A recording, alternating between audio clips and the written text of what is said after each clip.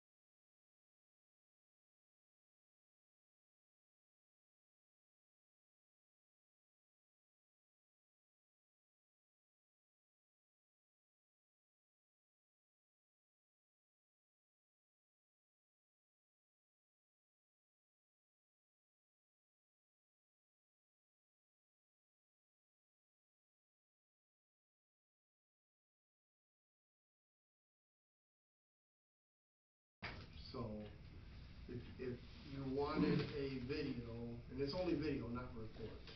So if you wanted a body cam video, we can charge an hourly rate to produce the video, not exceeding more than $75 an hour and not exceeding an in total of $750. But you can charge in the attempt to slow the bigger people down and people that you have problems with who are constantly requesting it.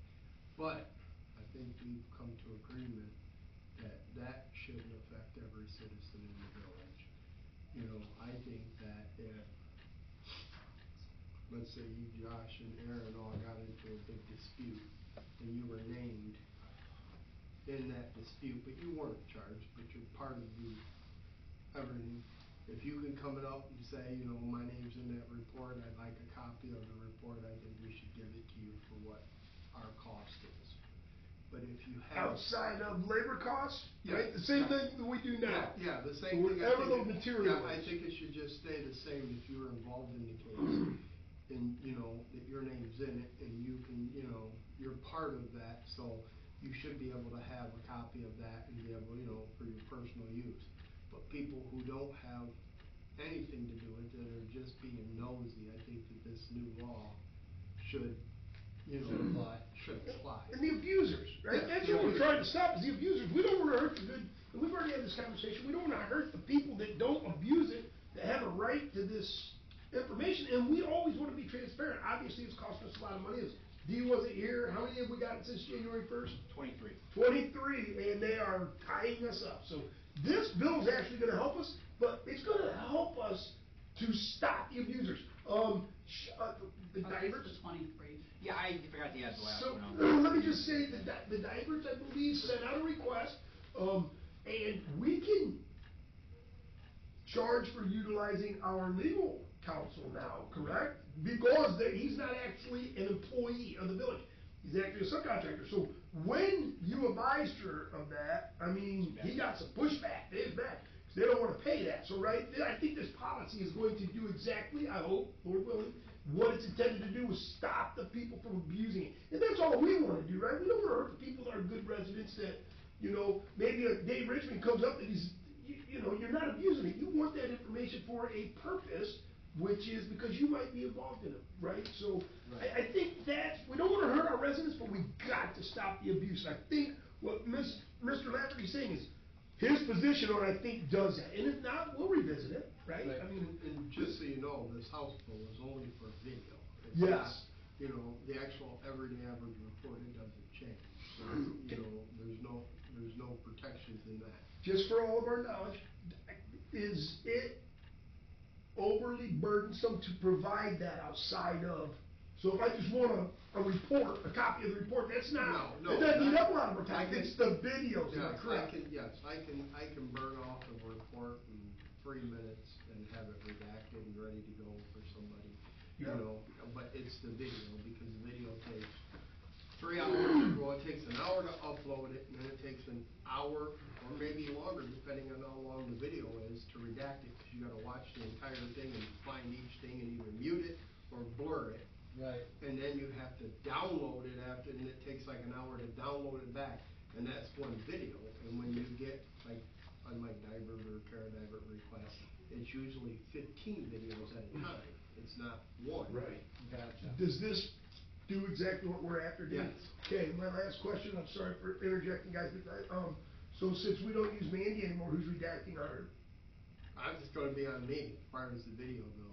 Okay, So that's why, another reason why we have to go through probably a third party, like the mayor of White House. White it House, was, yeah. Mentioned to us at our meeting a couple of weeks I ago. don't know that we have to, but it would be worth. I don't looking think into. after if this goes through and you guys do whatever it is you're gonna do, I think the video problem will stop. And Yes. The rest of it, you know, I can handle with ease. I mean, Yeah. like I said, I can knock 10 reports out in 20 minutes. And if you I'm have, not- and if you have a couple that you may have to do periodically, I mean, that's Right. not. And I do have my lead dispatcher, she should is help. knocking them out with me, so when we Perfect. have them paper requests, I'm not worried about paper requests, it's just the videos that tie us Perfect. up. Gotcha. So I came in late, and I apologize, trying to follow. See, it was stopped over there. Um, So you have something already written up as to how this should. Oh, I know. Should get you that, Should yeah. look? This one? Yep. Policy, This one?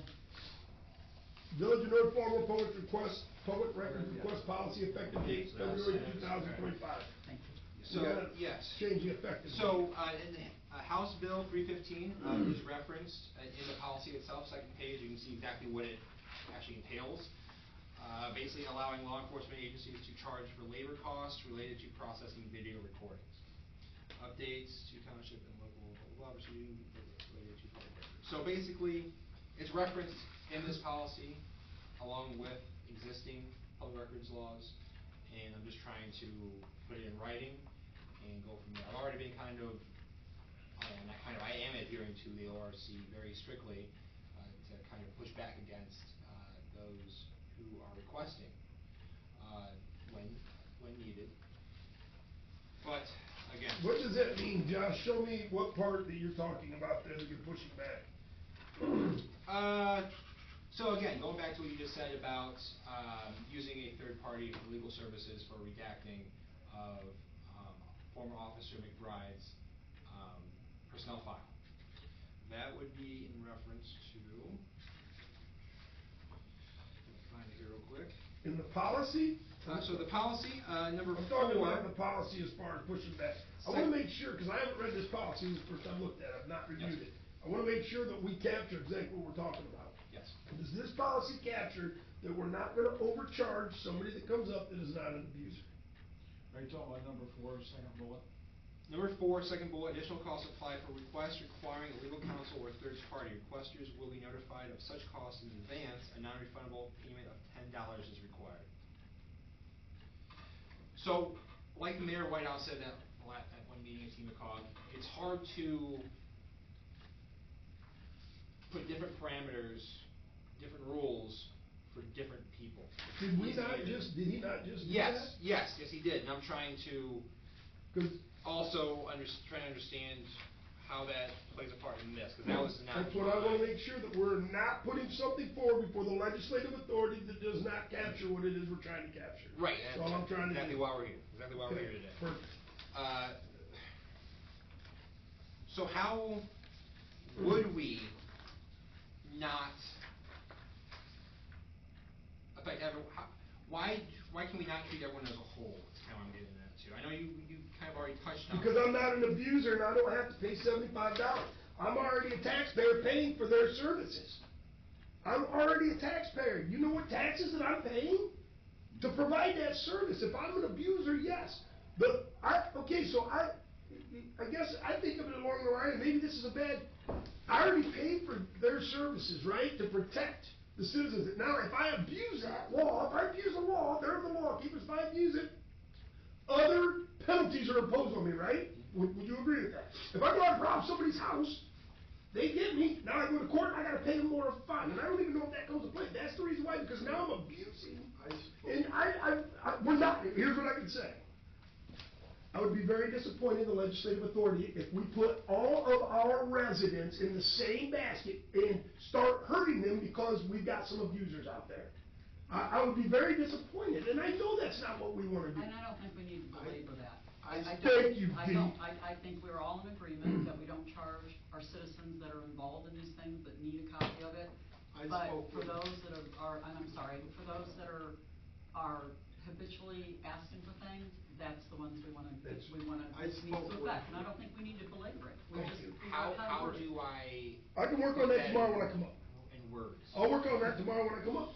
I'll get with Dave. What are the Dan parameters? Spence. What is a habitual? Well, so Aaron, let me ask you this. I've So written are we- policies before, Are we Frank. looking at if you're involved in the situation, then it comes to you I spoke with Ann Spencer, I will the talk- Attorney General's I will- office, and I told her what we were trying to do, because she's the one who keeps me updated with the new House Bill laws and how those go effect.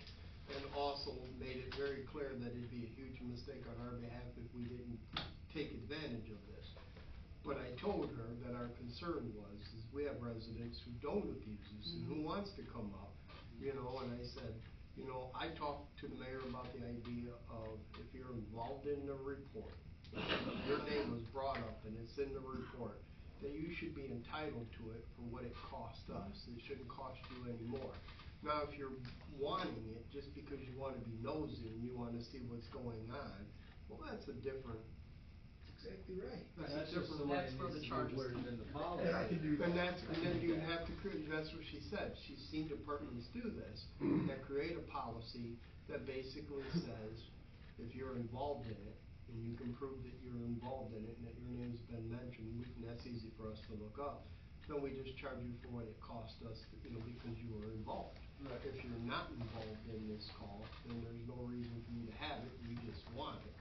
That's where we can, so, basically, if you're directly involved, you can get it one or two ways, through discovery, if you're a Discovery and defendant. inspection are both free, that's already laid out in the Yep. policy. I know you missed that part. Yep. And then the other side of it is if your name is mentioned in it, then, so if somebody accuses you of something that you weren't charged for, and you want a copy of a report that you maybe wanna go talk to your attorney about because somebody's accusing you of something you didn't do. Dave, how would I know that that's in there? Like, How- so see I'm an innocent bystander, Uh-huh. right, and I walk by and I'm getting accused of something, right, so you guys, that would be in the report, right, in the written report, and then you guys would come and address me on it, correct? Right, so. Just wanna make sure, 'cause I'm not real familiar with the. So fine It's been a long example. time since I've gotten in trouble. So fine example, if somebody gets accused of something, 9 times out of 10, we're gonna go talk to you about it. Okay. We're gonna get your side of it, so the cops that come and talk to you, and then we decide, no, this person didn't have anything to do with it, so you were a suspect, and you were cleared. Yeah. But the police brought you in and they spoke to you, or they came to your house and they spoke to you. Now you want a report, you can come up there and you want the body cam from, everything that happened. Yes. Absolutely, you're mentioned in the report, we're going to give it to you at cost. And again, if you're a defendant, we tell people, right, you're gonna get it no matter what, cause all you have to do is ask for it in court. Dave, do we just kinda shoot from the hip now, or do we have a policy that states what our costs are today? We've always kinda shot from the So hip, we. price-wise. That's So right. that's what yep, I got that, yep. Josh, that's why I said I'd come up and talk to you tomorrow. Josh needs, what do we do today? Put that in there, that will capture exactly what you just said. And then he can leave whatever's in there as far as it pertains to anybody that does not fall into that category that applies to the rest. Absolutely. There you go. So what we do today? Very old, crappy. And is this mandated, the price that we charge, or is that something that we get to set, or how does that work? We can charge for the material, like a USB drive, we can charge $4 for a 4 gig. Whatever it cost us, now technically, a sheet of paper doesn't cost 25 cents, but that was what has been since. Well, does that include like your ink Ink. and your labor? No, I mean, we can't charge you for can't charge labor. for labor. Can't charge for labor, no. Can't charge for labor. And by the time, So that's a really good question, like ink and stuff like that, and here's why I say it's a really good question, because the things that we use, but we can't charge for that stuff, or we can't? No, we can't charge. Cause if you go and look, so here's what we pay, just so you guys know. We pay $400 and some a month for all of that's not the fee, but that covers maintenance and toner for 3, 3 printers? 3 printers, up here, over in your department, then there's one other, I'm not exactly sure where that's at, April can share it with us. So I don't know if you could break that down, I don't even know if we have to go that far, but. No, When it's 2 ingredients, probably. the Dibert sued me in the court of claims. Yes. Over not getting their reports, the judge made it very clear, because I had actually thought I had the ability to bump DVDs up, and I attempted to slow the Diberts down by saying, DVDs aren't $1 anymore, they're $5. And that was part of their issue, and the judge said, no, you can't do that. You gotta take it back down to what it initially cost you. You can only do cost only and what it cost you to produce the record. That's what they said. So doesn't the DVD fall into what you were using to yeah, produce so, the record? so yeah, so we charged $1 before, and that's why we stayed with the $1, because we were all right with the $1, but not $5. So that's when he explained to me, you can't do that. You have to, whatever it costs you to produce, and without your hourly wage. So if the DVD itself is $1, so whatever we pay for. But you said it's $5 now. No, I tried to change it to $5. Oh, I gotcha. I was I'm trying to sorry. slow the diapers down and I got. No, trouble. unilateral. Yeah, I just said, you know what, we're gonna slow you down, we're gonna charge you $5. So how much is it for a DVD? $1. It is still? Yep. Thank you. We charge $1 and then 25 cents per page. It's right on the back of that form that we created. And this was created because we got audited and they come in and ask for, because all we used to do is just like, you want a report? Sure. We give you a copy of the report, and back then, nobody asked for our body cameras. It wasn't until the diapers started that the cameras become a big thing, but it used to be somebody come in, I want a copy of my accident report, 25 cents a page. We'd write them a receipt, we kept a copy of the receipt, we put it in an envelope into our little lockbox, and then I brought it over for Kylie or whoever was at that position to add it to the village general fund, as usage. Well, the state came in and said, no, you can't do it that way. You have to actually make a record of the requester, what the requester wants, and how much you charge them, and what time frame it took you to get them done. So, with their help, we came up with this, and on the back, we now staple the receipt to the back when we're done with what we're charging them. So, but the requester also doesn't have to give their name. You know, they can come in and tell you, I don't Yes. care who I am, I want this record, and so we'd have to write anonymous on there, and then, you know, they have to give us some kind of contact to contact them back to let them know the record's completed and they come pick it up. But other than that, they don't have to tell us who they are or why they want it, they just want it, and we have to give it to them. I'm also taking the liberty of adding a section to our website for additional transparency where they could submit a public records request to our website directly. How many of these were videos that you had to do for diapers? We have quite a few of them that I'm back behind, like he said, I gotta get on them, Most of them are just council meeting videos that I take care of. I put on usually give them a flash drive, depending on how long it is, or a disc. And on my new policy, policy in form, it doesn't. All it says is records provided in other media are charged an actual cost of materials, fees, and charges. I didn't put an actual number on those because there's so many different kinds of material out there. I did put a number on standard copies, which did decrease actually from that because I thought it'd make more sense. 5 cents for 8.5 by 11 black and white, 10 cents for 11 by 17, et cetera, et cetera. So I did decrease rates in a way too. but again, paper reports does not affect the movement of my department at all.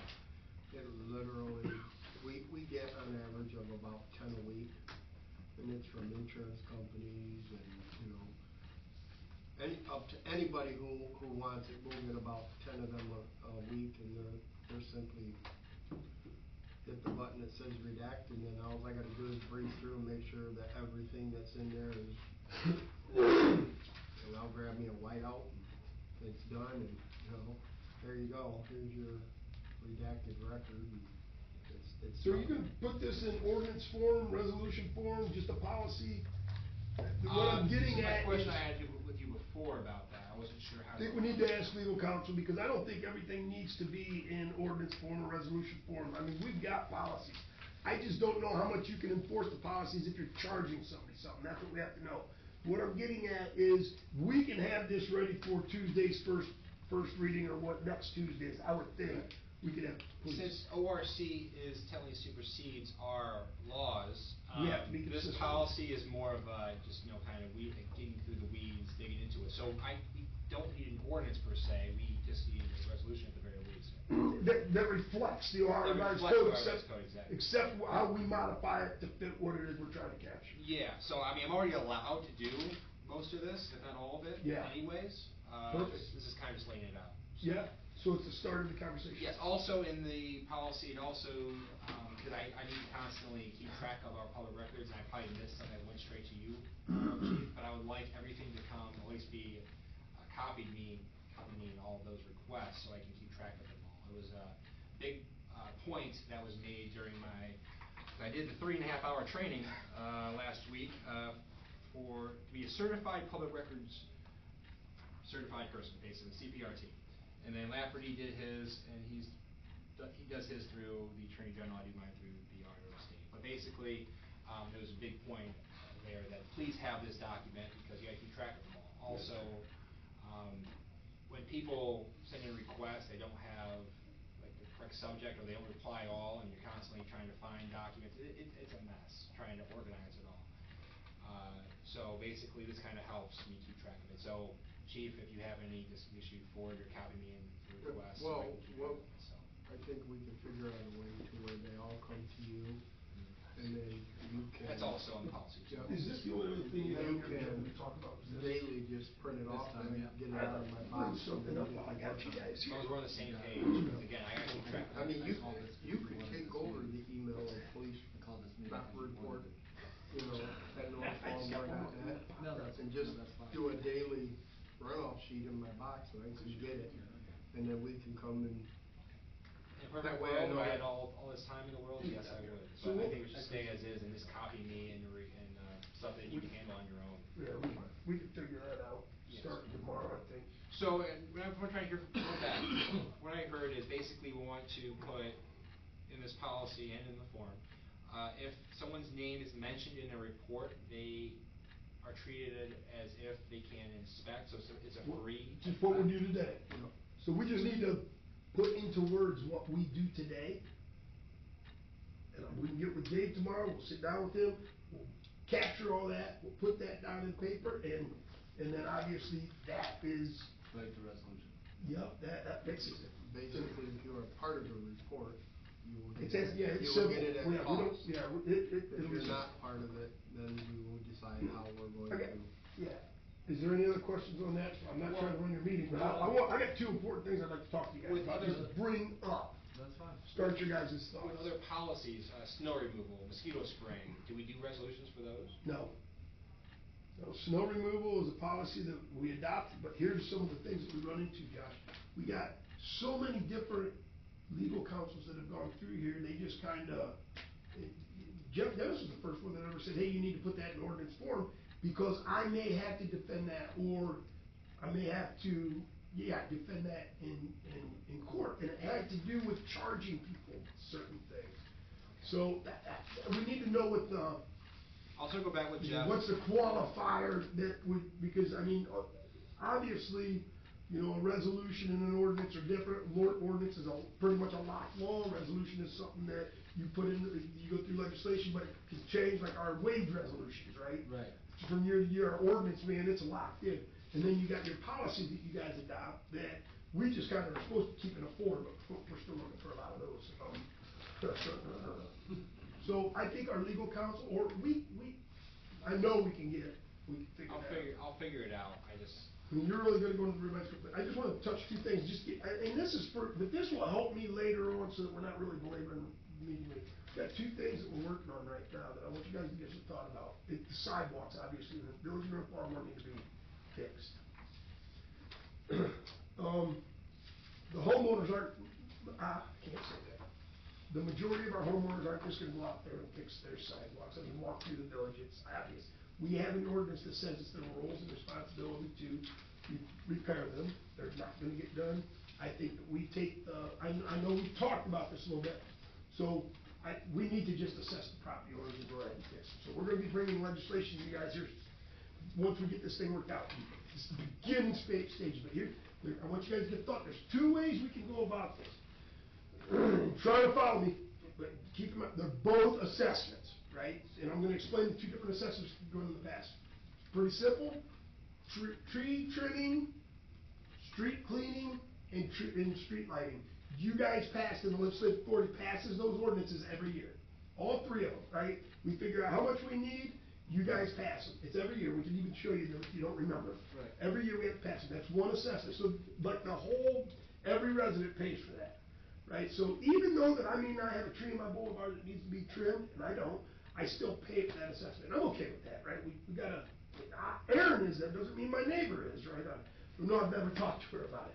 But anyhow, that's one assessment where we assess, village-wide and, to produce a common goal. Right, right. Whatever the common goal is. Right. The other assessment that we did, so keep that one in mind.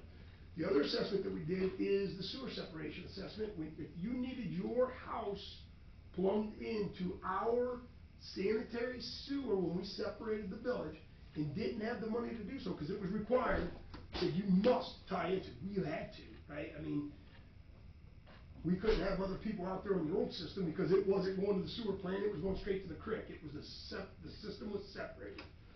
So by law, by ordinance, you had to tie into our new system. Some people did, and that was anywhere from $1,200 to $3,200 because they may have had to go through a sidewalk when they tied you in, or some people's sewer laterals ran under their driveway, so they had to remove the, so there's a lot of different variables that come into play. We, and I remember this conversation very, very well, and I've got it right here, and I know I've shared it with you guys in the past. So what we said was, not everybody has $1,800 to $3,200 just sitting in the bank for this. They got that money sitting in the bank in North Baltimore, probably got it earmarked for something else, something important in their life. So why don't we put some funds aside, and if somebody comes up here and says, we would like to, I don't have the money, or whatever reason, I want you guys to do the work, assess it to my property taxes over the next 5 years, and then they pay the 5% interest fee on top of that. And I'll just show you guys real quick. If you get one of these fund balance sheets, it is 2405 is exactly the fund that we used. Now, that wasn't, I gotta be careful what I say. That was the fund that's there. This fund number changed. Fund's still the same, but with the UAN, the fund number changed. So when I say it's the exact number, it had a different number back then. And we're still collecting a little bit of money for that. Not everybody has got everything paid off, but so far, I guess, and I don't know how that's possible because it's generated, $575.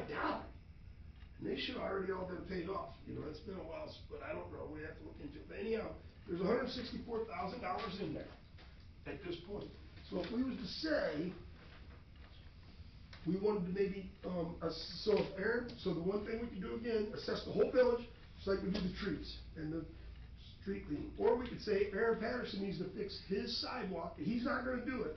We're gonna fix it for Aaron, and we're gonna assess his taxes. We can do that by law. And then that just gets assessed to me. It doesn't go, just like we did with the sewer lateral. So those are two. So give that some thought. I don't know what the right thing to do is. I have a question. Sure. This is a couple years ago, they mentioned that there were sidewalks that were destroyed during and I believe it was the sewer separation. Yeah, before I moved in here. Was that our responsibility to fix them? Have all of those been fixed? I don't think they have them. A lot of those that I know. Those need fixed before we do it. Start hammering our residents. If we are responsible for fixing them. I don't know what those are. I don't know what those sidewalks are. You don't know which I don't sidewalks got know. I know a lot of them, destroyed? no. I know a lot of them was, we'd have to get with probably Josh Long and maybe Brian Roberts might know them. The two department heads that were in charge of that, and I know that. I think that was Doug. I know that Doug brought them up, but even Doug's list. Okay, so could how have do been we look questioned. at it if they were destroyed in there? Are we gonna make the residents pay for those? I don't believe know we what they should. are? I do not believe we should. No, I don't either. No, That's what we I'm got saying. $10,000 that you guys budgeted this year. We could use some of those funds. Well, to I fix just think those, I don't know how we're gonna find out what they are. There's records of. But what we can do, Dee, and I love where you're at, because that sets us up. But we can move forward with the assessment. Just that portion we wouldn't charge. We would take care of that out of the $10,000. So as we identified the project, if it was part of something that we should have fixed in the past, we would let them know we are paying for this portion of it. Okay. The homeowner I would just only, think there's- we would only assess, so what would happen is, say that we would only assess that portion of the sidewalk. If we was gonna do it that way, if we was gonna do it village-wide, I don't think it really matters, because everybody's gonna pay a fair share anyhow, you know what I mean? I don't agree with village-wide. I don't necessarily. That's just my opinion. Yeah, I yeah. don't agree with village-wide if you don't have sidewalks. See, I'm not saying, well, the one thing is you have to have sidewalks. It's required by, you have to have sidewalks. If you don't have sidewalks out front of your house, you're in violation of the code. So we need to put those in. Yes, that is our code. So that's one of the things, so there's a, My yes. neighborhood's gonna appreciate it. Who is? My neighborhood. Yeah, so that's, but see, attacking that is probably the last thing, I think, on That should be on the back burner. We got some safety issues, but here again, just give some thought. I don't care how we do it, but we have to fix the sidewalks in the village of North Carolina. I don't care if we assess it back on the tax, by just the resident, or if we do a village-wide, but if you don't have sidewalks in your front yard, you don't have to run them down the side of your yard, it's your frontage is required by our code, put them in there. Now, I don't know what all that entails, Dee. I've just read that, right? I've read it in the past, I haven't read it recently, it's in our code, so if, whichever way we go, if somebody doesn't have sidewalks in their front yard, they're gonna get them. And I know as far as the sewer separation and what Helms repaired, why they were here, there's only about 5% of the sidewalks that were destroyed during that haven't been repaired. They were on top of it. Nice. Yeah. Very good. If I'm not, I could easily be wrong, but there were two that were mentioned in the past. East Broadway. I know a couple of them are on Broadway. And those are gonna be taken care of with the East Broadway. We're project. hoping, yes. Yeah. We have not secured the funding yet, right, for sidewalks? Correct, we were still waiting on, if you remember, back from both those applications. But we are pushing for that, for both sides and a whole lot of sidewalks. The other piece was the west side of Maine going from Walnut to, Cherry. Are you talking? And the only reason I know. But I'm not sure that those work. I know, so if I could just interject just a second, there's a piece of sidewalk missing, and I said, that is ours. It's not, me and Brian went and looked at it, I can't remember exactly what he told me why it wasn't ours, but when you look at it, it makes sense. It wasn't ours, it was there where they tied in, could see what happened when we did the sewer separation project. For their laterals was not Helms doing that, it was we had like 4 Helms did the project. Right. And they tied some of them in, like, there was 4 contractors that we contracted with that was allowed to, you weren't allowed to go out and just unilaterally get anybody you wanted to put Yeah, it your was lateral. Baltz's. It was Baltz's, it was Helms, it was, I think Seifert's and then one other. Yeah. Can't remember, so there was 4, I think. Was it Belts? It might have been, I can't remember who the 4th one was. Like, but you're exactly right, whenever they did that work, they replaced it, and that's why I said some of the cost was anywhere from $1,300 to $3,200, because if they had to replace concrete, they was doing it while they did it, exactly what Mr. Richmond's alluding to, so Because there's they took video prior to. Yeah. They took video prior to any construction or any demolition, and then only fixed supposedly what they destroyed. But you drive by and look at my approach. Yeah, so where the little piece of sidewalk, I don't know, where's that at, Timmy, right across the street from you, a little bit down on Main Street, me and you went and looked at it, right? It's probably 3 foot by whatever, 4 foot, which is the width, and it's missing, we need to get some stone in there, but it's a homeowner's responsibility, so if we go in there and do it for them at our cost, we gotta do it for everybody, right? So that's why I'm saying we need this, because then, if we had this assessment or whatever, we can go right over there and do that project, because that sidewalk's missing. I And like it's the the top. 5-year assessment, I like that. And the reason why we know it's theirs, their contractor, because you can see where the clean out goes up into the house, or vice versa, where it all ties in, and they just never come back and did that portion of the sidewalk, so it's their contractor that never come back and did that, whoever it was, and I think the house is sold since so now you don't go back to that homeowner necessarily, but for that reason, if we're gonna do the assessment, so now, I'm gonna bring that up to give us a thought. The other thing, we'll just have to wait on it. Well, And it's we've got having to do 2 with trees, minutes. it has to do with trees. I'm gonna see if we can maybe assess whole streets at one time and give a percentage of the cost for each individual person. That way, the whole street, the whole sidewalk looks the same. If you're Instead of gonna- Instead of just. I'll let you picking and guys choosing. Yeah. But that's- If you're gonna assess me for my neighbor's sidewalk, you might as well just do the whole village. It's not just their sidewalk, it's your sidewalk too, but we're assessing, My sidewalk's good, why are you gonna tear my sidewalk up? That's not wide enough. maybe You're it's gonna- not, maybe it's not wide enough. Yes, maybe we have to, maybe we have different My standards. sidewalk is in compliance with our code. Is it? Come right is down, it we'll proper- throw a tape on that sucker. Proper elevation off of the curb? Yeah, I'm sure that it is. I remember when I'm sure it is. when I lived down from you, I remember Kathy Healy come down and told me that the village was gonna make me put in the sidewalk going down Walnut. No, And No, they can only force you to do, you're only required, I don't wanna say force, it's a bad word.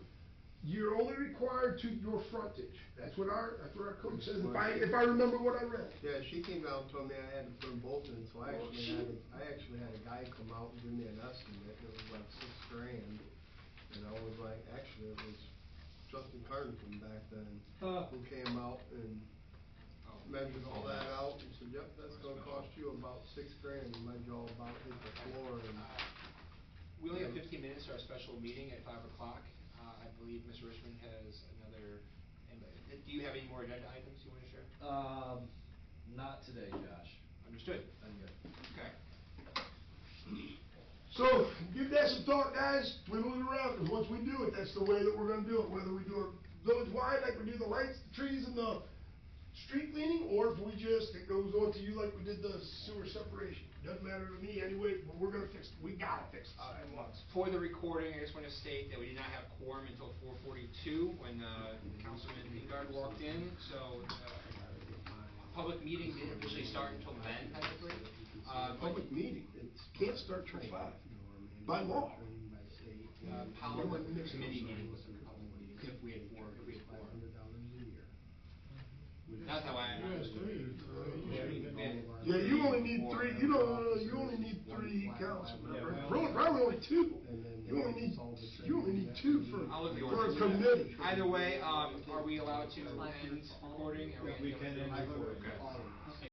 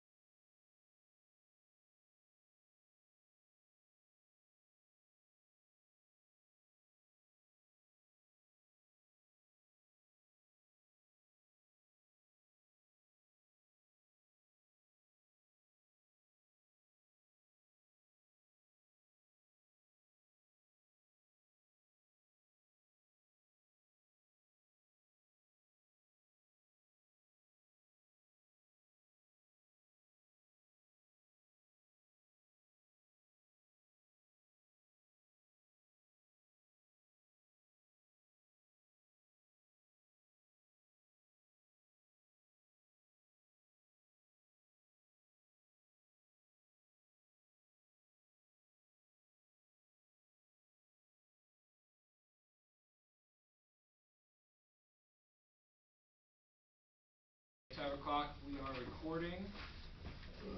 Probably taking you out pretty quickly. Oh, great. This is a executive session, pretty much only meeting until 5:30, just FYI. Okay. You didn't have to rush you, did you run?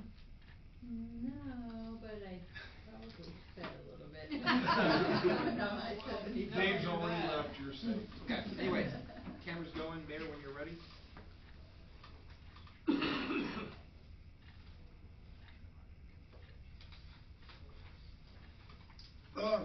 It's 5 o'clock, I'll call this meeting to order, please stand for the pledge. I pledge allegiance to the flag of the United States of America and to the republic for which it stands, one nation under God, indivisible, with liberty and justice for all. Thank you. Roll call, please. Mayor Patterson. Here. Mr. Richmond. Here. Mr. Cook. Here. Ms. Hefner. Here? Mr. Engard. Here. And Ms. Boeckrey. Here. Mr. Soltis is absent. Entertain a motion to, excuse Mr. Soltis. Motion made. Second. Any discussion? Vote when ready, please. Mr. Richmond. Yes. Mr. Cook. Where'd it go? He stepped out. Oh. Ms. Hefner. Yes. Right. Mr. Engard. Yes. Ms. Boeckrey. Here. Pretty good at that.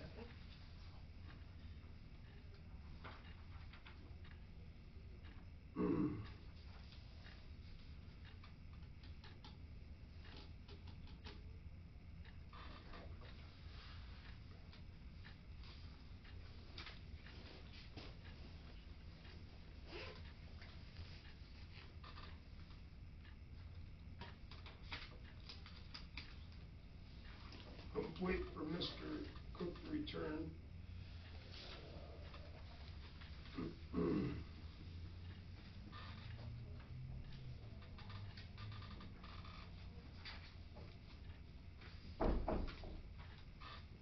Mr.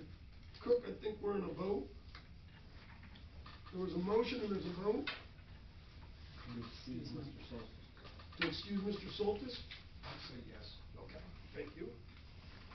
Did you get that? Thank you, Becky. Thank you. Moving on. I'll entertain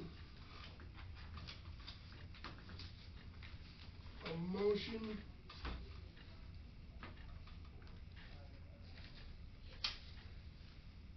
to go into executive session under Ohio Revised Code 121-22G1 to discuss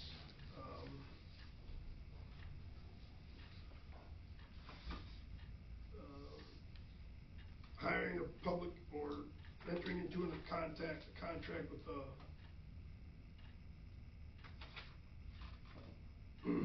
this is to consider the appointment, employment, dismissal, discipline, promotion, demotion, or compensation of a public employee or official, or the investigation of charges or complaints against the public employee. So it'd be the compensation and the hiring or the appointment of an employee. If they're not our employee, but that's all right. I'll make the motion. Second? Any other discussion? Vote when ready, please. Mr. Cook. Yes. Ms. Hefner. Yes. Mr. Engard. Yes. Ms. Boeckrey. Yeah. Mr. Richmond. Yes. Thank you. We'll go.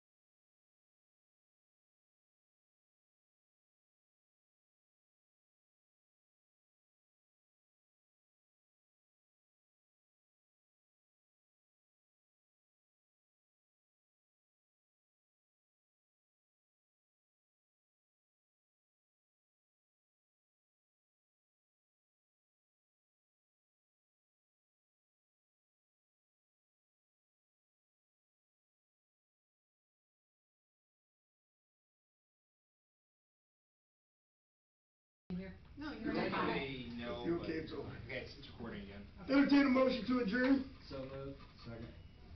Any discussion? Vote when ready, please. Where am I at? Mr. Engard? Yes. Ms. Boeckrey? Yes. Mr. Richmond? Yes. Mr. Cook? Yes. Ms. Hefner? Yes. Thank you for keeping us on task. Becky, I forgot to adjourn. Now I got to.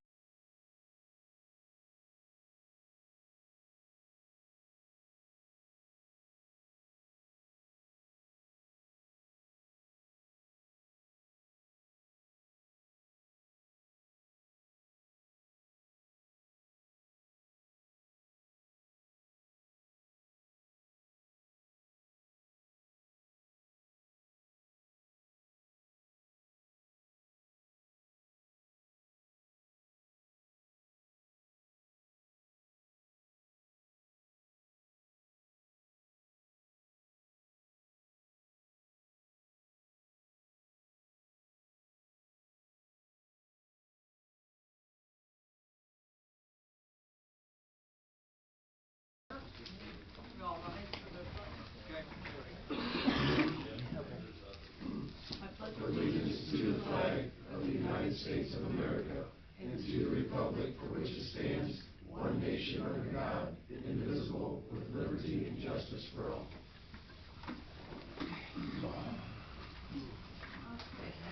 We have, Amy Huffman here from Palmer Energy. Yes.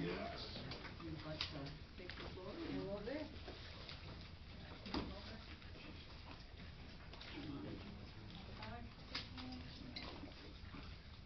So I am with Palmer Energy, and we're the energy consultant for the county, for the commissioners, for the,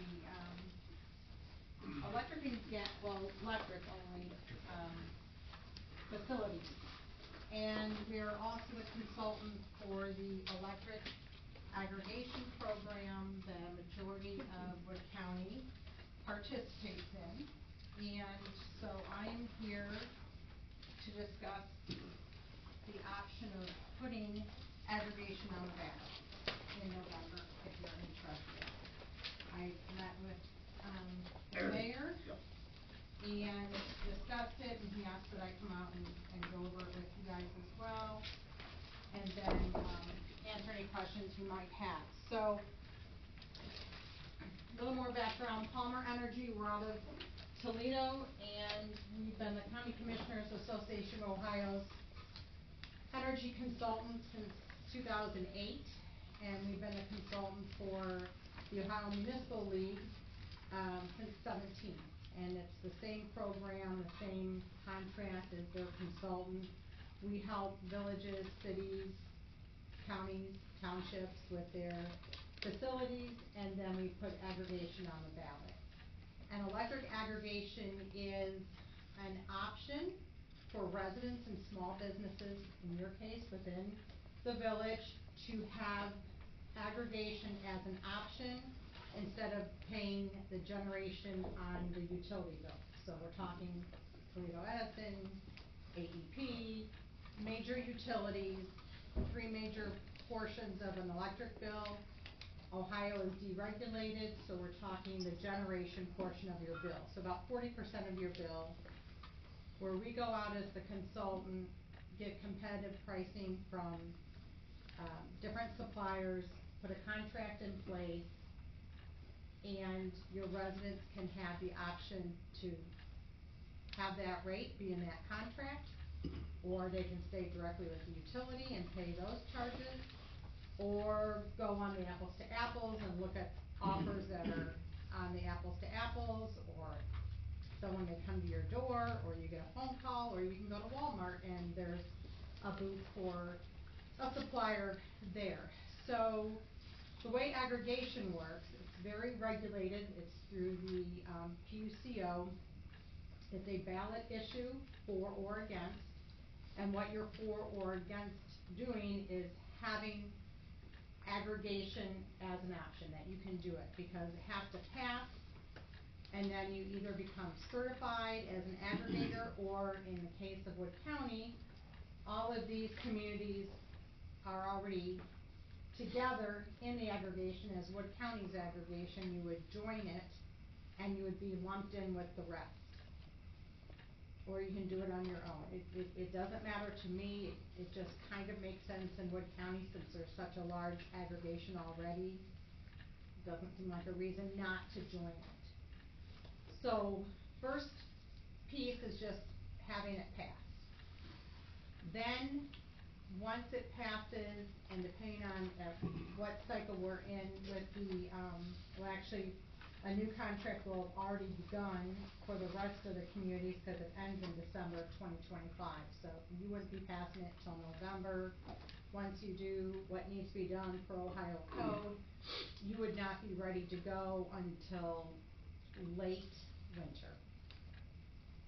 But the process is, once it passes, then we go out and do the bidding, find a rate, get competitive pricing, I come back to you and say, okay, here's the results, this is what the offers are, and you make a decision if you would like to move forward. We give our recommendation. The whole idea behind aggregation is it's an option, no one has to do it, you can opt out of it, but the whole idea is to have a lower rate than the utility. These contracts are anywhere from 12, 24, or 36 months. You choose. We're gonna give you our recommendation depending on off of what the utility rate is, where we anticipate it going, but to have a lower rate. So we do know for a fact that this summer, the utility rate come June is gonna go up significantly. We're gonna be back in that 9 to 11 cent range. Just to give you an example, the aggregation that goes until December of 25 for the communities that are in a contract is fixed at 0.066. There's gonna be quite the savings this summer for those. It's not always that great of a savings. Right now it's, I don't know, maybe a penny more right now, the price to compare the utility. Of course, no one's using as much electricity right now, we're in the winter. But it's gonna go up significantly, and that's when these residents will have a great savings. With, and then what we do is, we price it out, let's say you wanna do a 24-month contract. For 24 months, that's the contract that's in place. Once that's determined, an opt-out letter goes out to every eligible resident, meaning anyone that's not already shopping on their own. Maybe you went on the apples to apples and got a rate and you're with XYZ supplier at a fixed rate. You would not get the opt-out letter because you're already doing something. You can opt in at any time, but you would not be in the initial. It would only be those directly with the utility, not pricing. You would receive the opt-out letter, and it says, you're in the Wood County aggregation, this is the rate, this is the supplier, and this is the term, do nothing and you're enrolled, but if you don't wanna be in it, opt out. And you have 3 weeks before it will, get to the point where we'll have to move forward. If you opt out of it, you're scrubbed from the list. Once all that is done, the utility will send out a letter or a postcard and say, your supplier is changing, which it is. Do nothing, and it will continue, but if you don't want to change, you can opt out, so you have another option. That's just all per Ohio code, what has to happen. Once that is done, then, typically next meter read is the program begins. You still get your utility bill, it'll just be in there, the supplier will be listed, how many kilowatt hours you used that month, times that fixed rate of the contract, and that's what you pay. So, everything is still on your bill, there's no hidden charges, it's whatever that fixed rate, so any of these people are getting, if they use 1,000 kilowatt hours, it's gonna say 6.6 times 1,000, and that's the generation. At any time, a resident can leave it, and at any time, if you're on something and yours is higher and you can leave yours without a fee, then you can opt in. And then the process starts all over again. If it's a 24-month contract, 18 months out, we go out and do another RFP, get pricing, come back to you. No more things have to be passed on the ballot, no more issues, it's just a new contract would start, and then second time round, anyone that's on the current aggregation or back directly with the utility would receive the next opt-out. So, you know, it helps with rising rates of the utility. You're in a contract. With government aggregations, they don't roll over when it ends. If there's not a new contract in place, you go back to the utility. It protects in the sense that your residents know you have an aggregation in place. There will be less likely to get into a bad contract because there's plenty of those out there. The apples to apples is great, but they're not all fixed rates. They're variable rates, so they have early termination fees, or they have a monthly fee. That started up in the last 12 months. So, and with those, unless you're doing your due diligence, it will end, and then it will roll over to some monthly variable rate, and pretty soon you're paying more than the utility rate. So, that's it quickly. What I gave to you is just the rundown of, you know, who is currently in it. Most of these communities have been in it quite a while. Let's see, Milton and Plain or Paint, I can't remember. They had it on the ballot about a year and a half ago. Those are my most recent additions to the aggregation. The others have been on it, and City of Perrysburg is obviously doing it, but they're part of City of Toledo's aggregation. Oh, Middleton and King, I have it at the bottom. So those are the most recent. And then this is just frequently asked questions through the PUCO, and then this is for you, this is pretty much what I just went over, the process and why it takes, you know, 4 to 5 months to start after it passes, because there's things that have to be done. So Amy, you're telling us that we have to put this, and I've explained this to the legislative authority last month, and I want to thank you for coming in. Sure. So we have to put it on the ballot. The citizens support this. We go forward with this village. You guys go out there and negotiate. Now there's 3 portions to your utility bill. The only portion that you guys can affect is the generation. Correct. Okay. Everything else is regulated. I'm only saying that Yes, for everybody's. yes, we've been deregulated since the very early 2000s. So if the Village of North Baltimore residents pass this thing and we move forward with it, and I don't sign an opt-out letter, right? I'm saying, okay, I wanna go with this. Yes. This aggregate, I don't send my opt-out letter in within 3 weeks, and then 7 months later, AEP comes back and their rates are lower than what Yeah, you sorry, guys. I was so saying now- Toledo okay. Edison, but you guys are. Yep, we're AP. We're Edison and Toledo.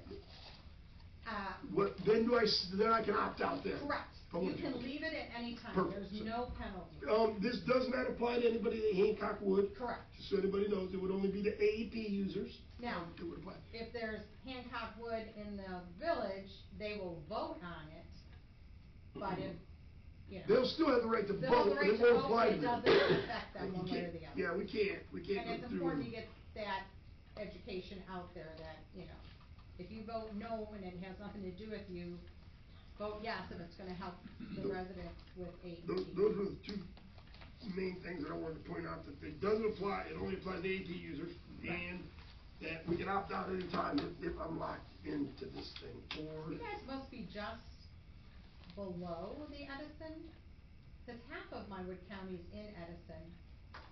Unless, I don't know Yeah, whether- well, that seemed to be the general Yeah. theme up No, I know. I north, was was just we in my got head kinda thinking, kicked you know, out of everything, right, down here in little old North Baltimore. I think I have very few in AEP, I think majority are Edison. I think the majority of North Baltimore is AEP, am I correct in saying that, Right. Mr. Engard, as Hancock Woods, if you would know. If you do Is there place any it on other- the ballot, it has to be at the Board of Elections 90 days prior, the resolution, which I have copies, you know, of everything to give to you as a, you know, So, sample. What about with AEP? Mm-hmm. We don't have that much experience. generally, with AEP, does aggregation lower the cost of to AEP customers? Just for generation. There is no changes anywhere else, so when you're looking at the rates, so like I was saying, the rate right now is a 6.6 number for those that are in the aggregation in the county. AEP's rate is in the 7s, but it's gonna go up to somewhere 9 through 11, so there, if you're directly with the utility, that's what you'll pay, and this is what you'll pay, but there's no other fees or changes, it's strictly the generation portion, so it Amy, doesn't affect anything else. I'm not getting the generation from AEP anymore, correct? If I opt over to you guys and go with. You'll be this- getting it from whichever supplier. Bingo, that's, But it there's shows where up I on keep your getting bill, confused. it's still your AEP, I get it's it, only showing. but the generation is not coming from AEP, it's Correct. coming from whoever It's a you guys paper negotiate shuffle. with, It's a that's paper where the shuffle. confusion is. So if, a tree goes down on your line, you still call AEP. Yep. Is there any other questions for Amy? Amy, if we move forward with this, like we'll be talking about it, we will certainly, if this body wants to go forward, we'll definitely be in touch with you to come and Perfect. help us through that, if that's okay. Well, that's That's my why plan. yeah, perfect. And I've got all your information still right here. All right, Thank great, you very much. great. And we wanna Thank you. thank you for your time. All right. Thank you so much. Thank you, everyone. Okay, thank you, Amy, and we are going to move on to Public Works. We'll Please. move them up the line, so Josh. Thank you. You want water? Uh-huh. There's nothing on there, and I see you got a update on the bucket truck down there. You wanna move to that? Yep, I do. I wanna move that up and, That has to go through 2 more readings Thank you. in Bowling Green. It's slated for us to purchase it late March, early April. Yep, and it's $12,000 is the cost for $12,000. that. We would be taking the cost for that out of any funds that we would be using that for. Meaning we have tree trimming assessment, we would take a portion of that 12,000 out of that. We have street lighting assessment in the village, we use that bucket truck to change some light bulbs and stuff down through the main street, we could take some, and then we have some state highway funds that we could take out of, because we would be using it to change the lights and anything else out there that may be needed, right, that is in your fund balance, of course. So those are the 3 funds that I seen that we could utilize, but you can't just go a third from all of them, or a fourth, or whatever, and then anything else we would take out of the general fund if we needed, but you gotta identify, from what I've been told in the past by, like, anybody having to do with, like audits or anything like that, or our fiscal officer, was when you do that, when you break it down, you almost gotta try to guess of what percentage you may be using that. Am I correct in saying that, Matt?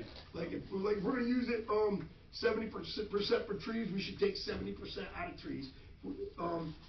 If we're gonna use it for 20% for street lighting in the village, we can take 20% and then 10% out at the roundabout to take care of that lighting out there. And then if that's gonna hit the tree trimming fund assessment too much, then we should probably take a look at taking a portion of that out, straight out of the general fund. So I just wanted to kind of share that. That was it for that I had for the bucket truck, if anybody else has any questions. What if we used it for something other than those things, such as when we put our military signs up, if you used it for that, or any kind of tree lighting? We don't have a fund for that, we would take that right out of our general fund. That's what I'm saying, is Yeah. we need to take some out of the general fund so that it can be used. Oh, sure, but we could do that if you guys wanted us to, you could take the general fund for anything. Okay. You can't, yeah, so general fund dollars you can take for anything that you guys wanna spend general fund. You can't take, these other funds and just necessarily use it for anything else. So you got like a permissive fund in there that generates like $26,000 or $24,000 a year. That fund can only be used for pavement, right? Well, that's what I was saying. So you If can't, took all I the know. funds out of Yeah. these 3 that you mentioned and Yes. didn't use general funds, could it be used for something that wasn't under this category. Sure you could, oh, Okay. yeah, absolutely, yes, yes, he could use it, yeah, you're saying use the bucket truck for something else. If we Of could take course it out you of could. general fund, Yes. okay. That's Yes, what- yes, you can, yes, you can. You could pay for it all out of trees and use it for something else, at his discretion, but we wanna try to always balance that out, so it's fair, if anybody does question it, we can justify where we took the fund. But you could take the whole $12,000 out of the general fund and then use it for anything, but just kinda so you know. New components in the traffic signal? Yeah, Road and let's water? talk about that and then talk a little bit about the trees. So, if Sue, Ms. McClovic, would you please, try to capture as much of this discussion as you can, because what we did today, and we're getting this recorded, so, and the reason why is because we wanna get a notification out to the residents that the light on Main Street and Water Street is gonna start running red light and green light during the hours of children being picked up by the school bus and dropped off. 3:45 to 3:50.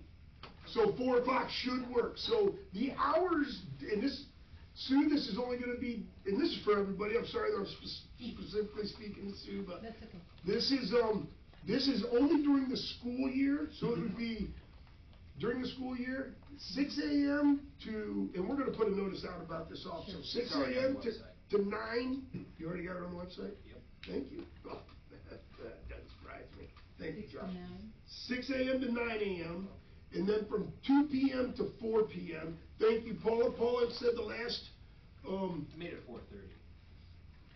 it's gonna be 4, because that's what it's in, it's because it had to get programmed for that.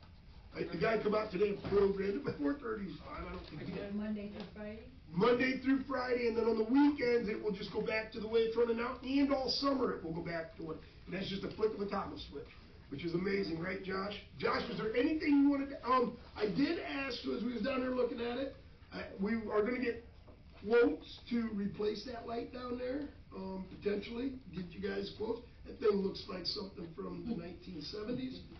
We could probably do better than that, but I think the light is it's very important because it's a school pickup for kids, so.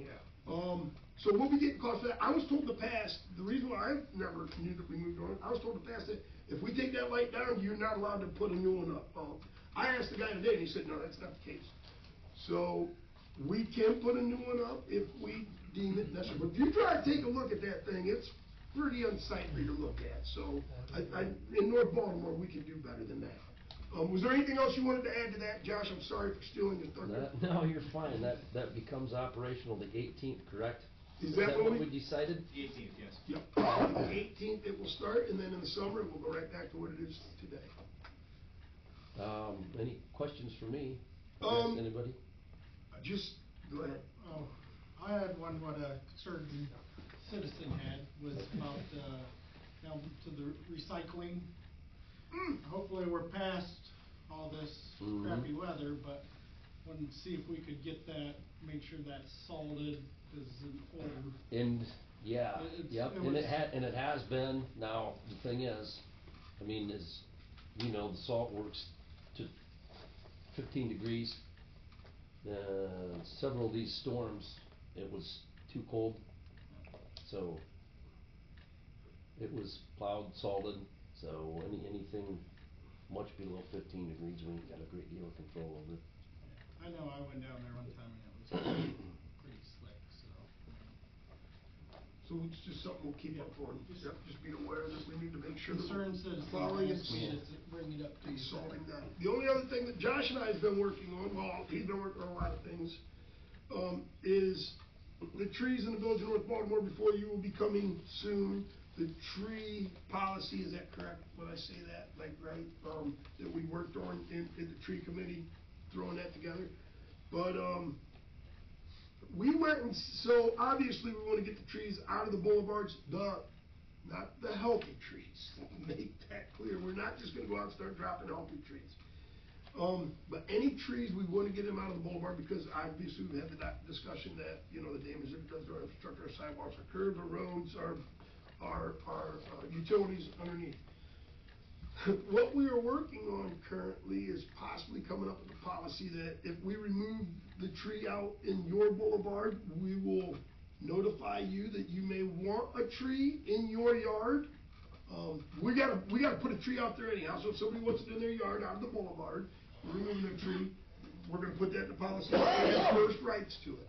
So for instance, if nobody wants the trees, we're gonna beautify, what we're working on is put a plan together to beautify the pond. Start planting trees down there, like, we was up at North Branch Nursery today, and it was amazing what we come up with. So we worked on this today with, Kylie's gonna help us with the efforts of Josh and myself, mostly those three. They're gonna come up with a plan where, we've got trees, we'll have something better to show you than just word of mouth, but it would be like, if we remove a tree in the village of North Baltimore, we are required by our ordinance to replace a tree, to replant a tree. So we've got 26 trees that we need to be replacing, right? So we are working on that. We'll get a cost, and we're gonna do it over a couple of years, but we're gonna continue to remove trees as we need to. So it'd be like if we had to replace 10 trees, let's just say, this is just for discussion, and 5 people wanted 5 trees put in their property, and the other 5 didn't, those other 5 trees will go to the park and we'll plant those. So, meaning, we'll have, we're gonna have 4 beautiful smaller trees that there's some pretty neat things, as far as color-wise, that a homeowner may want on their property. If they don't want them, we're not gonna take those 4 trees and plant down there. We're gonna have different type of species of trees that gets planted in the park because we got more room, and we wanna kind of put something down there that, there's two things that we talked about. Josh came up with a really good, idea. Sometimes it floods down there. There's trees that will soak a lot of that water up. They may not all be beautiful, but it will help that. Some of them are beautiful, so we want to look at those. And then there's other trees that may not grow that big, but we want to almost complement those trees, and we'll plant them over the next 5-10 years down there and just try to beautify that area. So we'll come up with that. We'll talk about it more. We don't have to belabor it tonight. This is all fresh, discussion. And then just real quick while you're here, you got to leave at 6. Probably 6:30. Okay, so we got time. The last thing I want to talk about in this department is we want to talk about we got a couple of assessments, we got 3 assessments, and I want you guys to keep in mind this is all brand new discussion too, but we're going to have to move on. We have to start fixing the sidewalks in the village of North Baltimore. If the homeowners aren't going to fix them themselves like they're required to do so, we're going to have to take the initiative to do it, and we're going to have to do it with an assessment. Now, there's 2 ways that we can go about this. We don't have to come up with the idea tonight, or the resolution tonight, or an answer tonight. I'm giving you these 2 options. There may be a third and a fourth. I don't know. What we currently have is an assessment in the village of North Baltimore. We've got a tree assessment, a street assessment, and a lighting assessment. It's village-wide, right? So we could put an assessment on and do it like we do the trees in the roadway, in the lighting, and then just go through, choose what sidewalks we're going to do every year, how much money we got to work with, and start fixing all the sidewalks in the village of North Baltimore. Now, remember, this is just preliminary discussion. There's nothing in detail there. That's one way to assess village-wide. The other assessment that we could look at is what we did for the sewer separation project, which is, if it pertains to your property, we're going to assess that cost to you.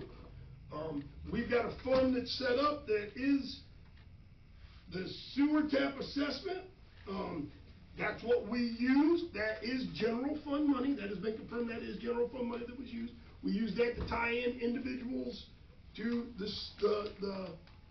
during the sewer separation project where the homeowner had to tie into our system. So we used that money, and then it was a 5% loan that they took out for 5 years and paid that back. It went on to their property taxes over 5 years, and they paid that back, whatever it was. There's plenty of funds in there for this project to take off. However, I'm only bringing it up tonight, guys. Think about how you guys want to do it. Do we want to do it village-wide, and that has some advantages? It's got some drawbacks, right? Or do we want to do it, if it's your sidewalk, you're paying for it. Keep in mind, this is going to also hit, eventually, I would like to go through and put a plan together to hit all it's not all going to be in 1 year. but go through and put the list together where what we really tackle is ones that are, you can't really walk on, they're unsafe, they're, you know, or sidewalks are missing between, right? We gotta make sure people can get around, and then ultimately, I wanna get to, by our code, it says that you are required to have a sidewalk out in your front of your house. So eventually, we're gonna have to go through and put those in eventually, and assess that to that property owner or village-wide, however you guys wanna do it, so. That's initial thoughts tonight, we don't have to come up with nothing tonight, but we need to move forward with this. We have to fix the sidewalks, and the safety of our sidewalks has been an issue in North Baltimore since, I know Mr. Cameron was on here, and he really tried to tackle it. And we still haven't really done nothing about it, so it's high time we do something about it. Just give that food for thought. Quick question, Please. any idea what that assessment cost would be, or will it change each year, or how does it work? So the way that the tree works, so that's a great question. So you guys dictate what that is, right? Through an ordinance, you guys do it every year. So just to give you an understanding, so the tree trimming assessment, from as long as I can remember, it generated $18,000 a year. What we do is we say this is what we would like to generate every year. We send that up to the county auditor. He breaks it down, and then he just he takes care of it all from there. Last year, Tony upped that assessment to $22,000, so it went from $4,000. I think it was in 2023, not in 2024. He increased it. 2023 for 2024, increased from $18,000 to 24 to $22,000. That $4,000 is there for any capital we might have to purchase. Like right now, there was specifically for a new chipper, because the chipper that we use is the townships, right? So we've been borrowing it for a long time from the township, but they're okay with it. I'm pretty sure they are. I mean, Hunker, you're here. Yeah, the bill's in the mail. Yeah, send her. I can't, it might get lost in the mail. But, yeah, so, but they have a really good relationship, so we appreciate that. But like I asked tonight, I said, well, we have townships, they wanna sell that to us, and then Hunker said, well, when we buy one, right, when we purchase one, we'll let them use it when we gotta bring it. So I think they got a good relationship of sharing things back and forth. Hunker helped us out tremendously with the snow hill, right? He come down there and cut in, so they got a good relationship. But what I'm getting at is, I'm sorry, I got off beat. So the legislative body dictates what that's gonna generate every year. So we say, okay, how much sidewalks do we wanna do per year? Say $40,000 worth of sidewalks. We say, okay, we want this assessment countywide to generate or village-wide, to generate $40,000, and then we go through our 3 readings. It passes, then we send it up to Matt Ostrich, and he does the math. Am I correct in saying that, Matt? Is it something close? I know that's it in a nutshell. Yeah, you're real close. It's probably pretty close, so that's how it works. And then the following year, we may say, oh man, that's too much money. The legislative body says, hey, we can knock that down by $10,000 or whatever. Or we can say, that's not enough money, it's very ineffective, you guys can increase it. Or you can increase it, that's up to the legislative authority. That's how those assessments go. Oh, you're welcome. If it was to the specific homeowner, we would come through and we would say, hey, these are our worst sidewalks that we've identified within the village that need to be replaced. We're gonna send that out for bid. We notify the homeowners, these are gonna get fixed. We'd have to talk to legal to make sure I'm not illegal, but you know, how to go about that. How to properly go about that so we don't get in trouble. And then, you know, if it's $4,000, that gets assessed to that property owner and I think this body needs to come up with, if we're doing that, how long do we wanna assess it for, right? I don't know, you know, 2 years, 3 years, 4 years, I think we can come up with a formula. And then, do we wanna continue with the 5% return, right? That's what we've done in the past. 3% return, but I think if we're gonna put money out there, we gotta get a return on the money. That's just, Mr. Roberts? Once you've identified properties that needs the sidewalks to be replaced, Yes, sir. or fixed, whatever. Yes, sir. Are you going to send a letter to the residents giving them X amount of time to do Yeah. so before? That should be part of I would suggest that we do so, right? Absolutely, we need to let them know. Kinda like the letter we got with the sewer separation. Yep, and then they can go out and try to go ahead and take care of it on their own, but I can tell you, in my opinion, and I could be wrong unless somebody knows somebody that does concrete, you're probably gonna get a better deal if you got a concrete crew coming in and doing $40,000 worth Correct. of sidewalks rather than $1,200 worth of sidewalks, right? I mean, but that's up to them. Obviously, that is, yes, we will certainly give notice. We give notice, if possible, we would mirror it to the other assessments that are already in place to see if possible. We don't. But If it fits. Is there anything in there that says they have to have a licensed contractor? I mean, a lot of people force them themselves, just curious. Ordinance. I don't know, we'd have to read the ordinance, but I do not believe that it does, I don't believe it does deed, but please don't hold me to that. I believe it just says it's the homeowner's responsibility to take care of their sidewalks. There is how wide the. Right. Yep, you got your standards, you got your construction standards, that you gotta abide by. I'll be researching all of this. I don't know how you have time to do that, but. All right, that's just a joke. Good job.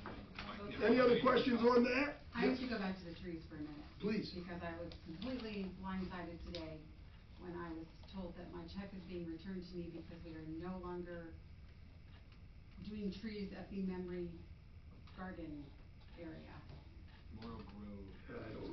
Yep, Memorial Grove. Yeah, We're I not don't doing know that nothing anymore? I don't know nothing about it. Well, somebody said, Oh, see, I was gonna ask you. yep, I'm Somebody said- really. there's a check in my box out there. It's The being misfits- returned to me because we're no longer doing that. I don't know nothing about it. I don't know nothing about that. There may be some policy. miscommunication between me and Front on that regard, and we are going to get down to about that. So do we have a policy on that we do? Is If there a? we purchase trees and put them in the Memorial Garden, that was the whole purpose of that area. I don't know. I don't know. Well, see, I was wondering the Where's the same memorial? thing. Where's the memorial? Out by the, Yeah, Sewer but- sewer but- plant. Okay, We the have- green space. Yeah, the, I apologize, we are still catching up in that regard to the adopted tree and the memorial, but we will get down to it soon. so we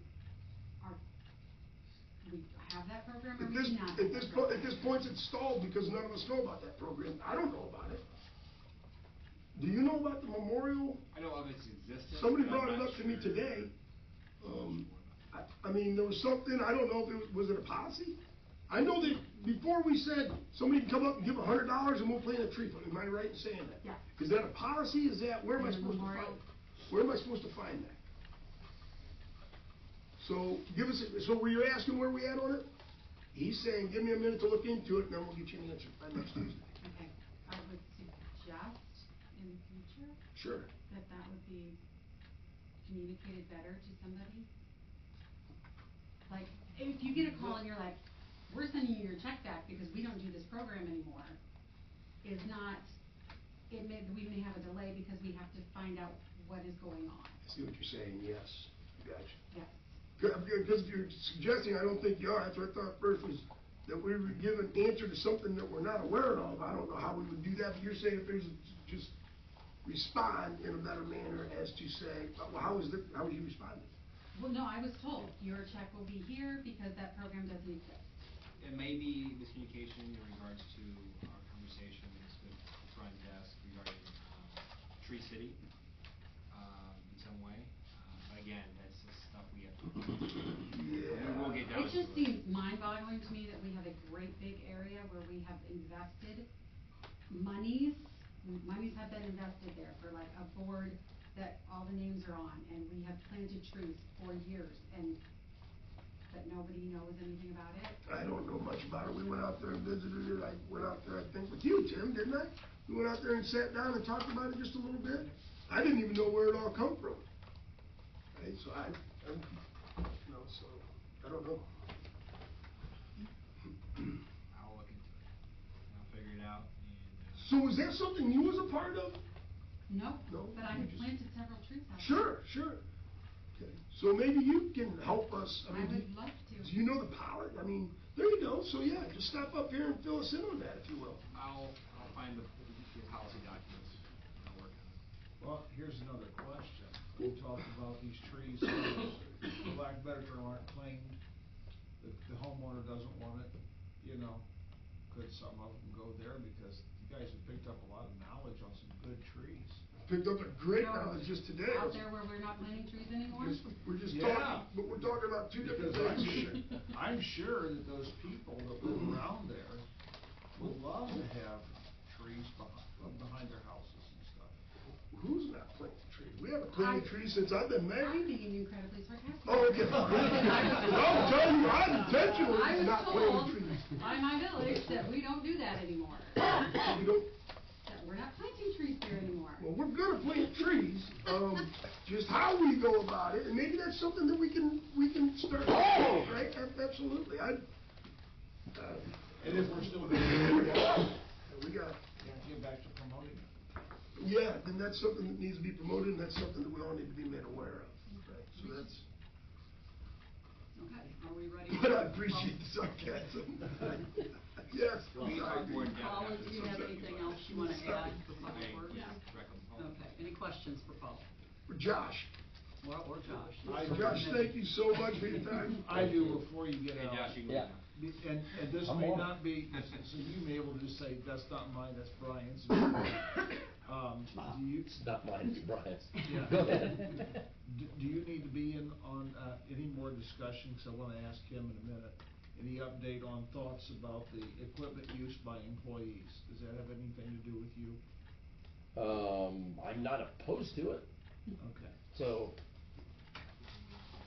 There'd have to be So- a heck of a policy of liability and all that stuff, I guess, would have Yeah, to be discussed. because it's been ongoing discussion, and I don't wanna make Brian think that we forgot about it. Right.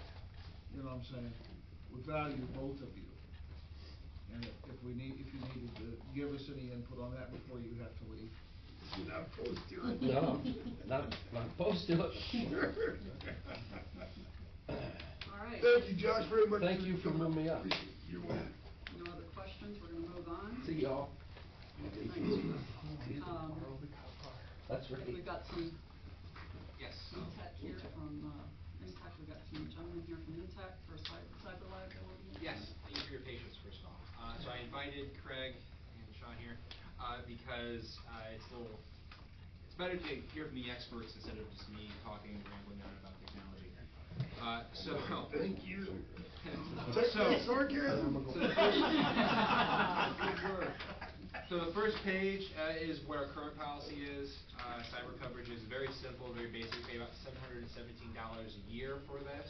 So we have some cyber liability coverage already. Now, if you turn the page, all that is much shorter version of what I received from after reaching out to our broker, Risk Strategies, who reached out to cyber liability companies, and this is what we got back, this one quote. This would be approximately, what was it, $4,247.75 a year. This is much more comprehensive. The company itself, and you can see their full, we won't call it brochure. They are on top of this. They are, if we get hacked by anyone, they're going to be on top of them real quick, kind of thing. But one of the questions I asked, I'm asking them to tell us the answer to is basically, is this overkill? Basically, we pay for the more expensive version? Is it worth it? Basically, are we a target? Are we at risk? Basically, and they hopefully can answer that question and more. And when I say more, I also mean tying in cyber awareness training and the more expensive government version of 365. And I hope we can all come to a conclusion, hopefully sign these quotes and get on track with all this next Tuesday. So please. We need to replace that server. It should be coming quick. The servers have already, been signed. So, real quick, I just want to say something. I did review with Craig the government 365 licensing, and I did find a less expensive license for the people who say want to email them. They don't offer an exchange-only license under that, but they do have like a $12 plan. That would probably be better for, if we discuss people who don't need Word, Excel. And for council, and Greg, correct me if I'm wrong, the government 365 quote that we received is about $12,000, and the other quote was about Yes. It was quite a bit less, yeah. Yes, and this quote you're referring to would be about in between or less? This one, well, I did, it would have to, I wasn't, when we did the original quote, we didn't No, those only have the exchange people. numbers, yeah, we didn't have the numbers down. I just took it and Yes. gave you an estimate of what it would be at a certain level, okay? So now that we know that there's really 10 people that really, and this is numbers coming from him after talking with you today. 10 people that really need the full-blown office suite. About 10, yeah. The numbers can go way down because the exchange services, the email services, for those who don't need it, is about a third of the price of what it was when you buy it for the whole suite for everybody. So I can certainly reissue that quote Please do. with the correct numbers now that you've gone through and Yeah, and we'll probably use, cause talking to Craig, probably would make sense to do both like the regular Microsoft 365, and also Government the being government overkill. version. Government 365 being overkill? I mean, overkill's a very relative term. I mean, like, Oh, yeah. you know, villages are targeted for scams and cyber attacks, pretty regularly. It's been years since I worked on it here, but I remember somebody registered like at northbannermore.com and said, everybody here lives pretty, bad scam emails, you guys were able to catch it, beforehand, but like, I would say you guys are definitely like a target. Often you guys receive scam calls and emails, but it's probably very regularly. So, the cybersecurity awareness training really helps with that, it's a separate part of it.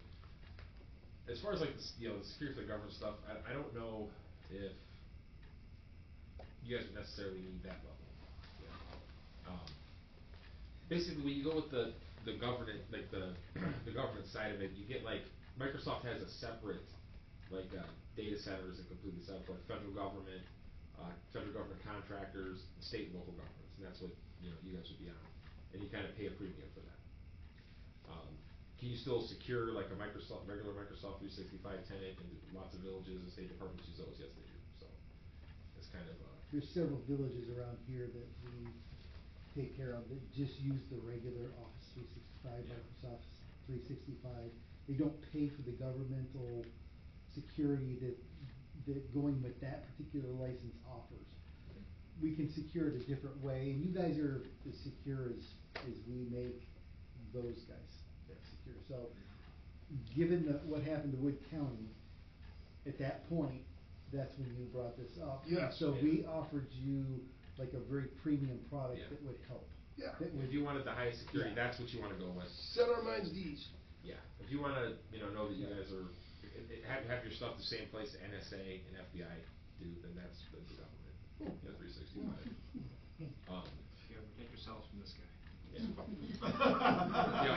And there's some other stuff too with That cost was a video game. moving back into the premium, like even like the government or the premium 365 license will probably also change out your endpoint protection. Like you guys using Trend right correct, now. yeah, the antivirus. So- endpoint protection. Endpoint protection will come with your 365 subscription, so that cost would go away, which is probably $9 a computer, something like that. It's $3 a. Oh, $3? Yeah, Oh, $3 that's a lot a cheaper, year. that's So I was thinking of pretty the EDR. inexpensive. Yeah.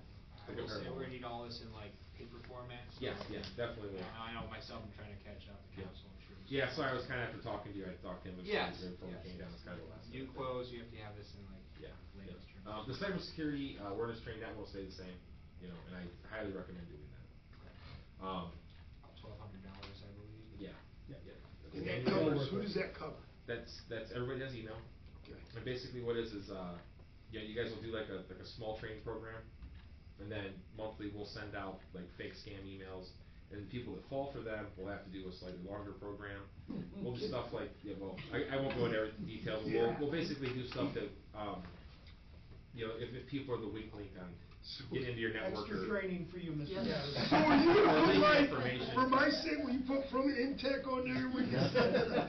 So, we'll Do do not different click. things just to try to kind of get into your guys' network and, like social engineer our way in. Awesome. And if people fall for that, they have to go through like a higher training, and it gives you a good, those reports are nice too for like your cyber insurance, making your rates go down.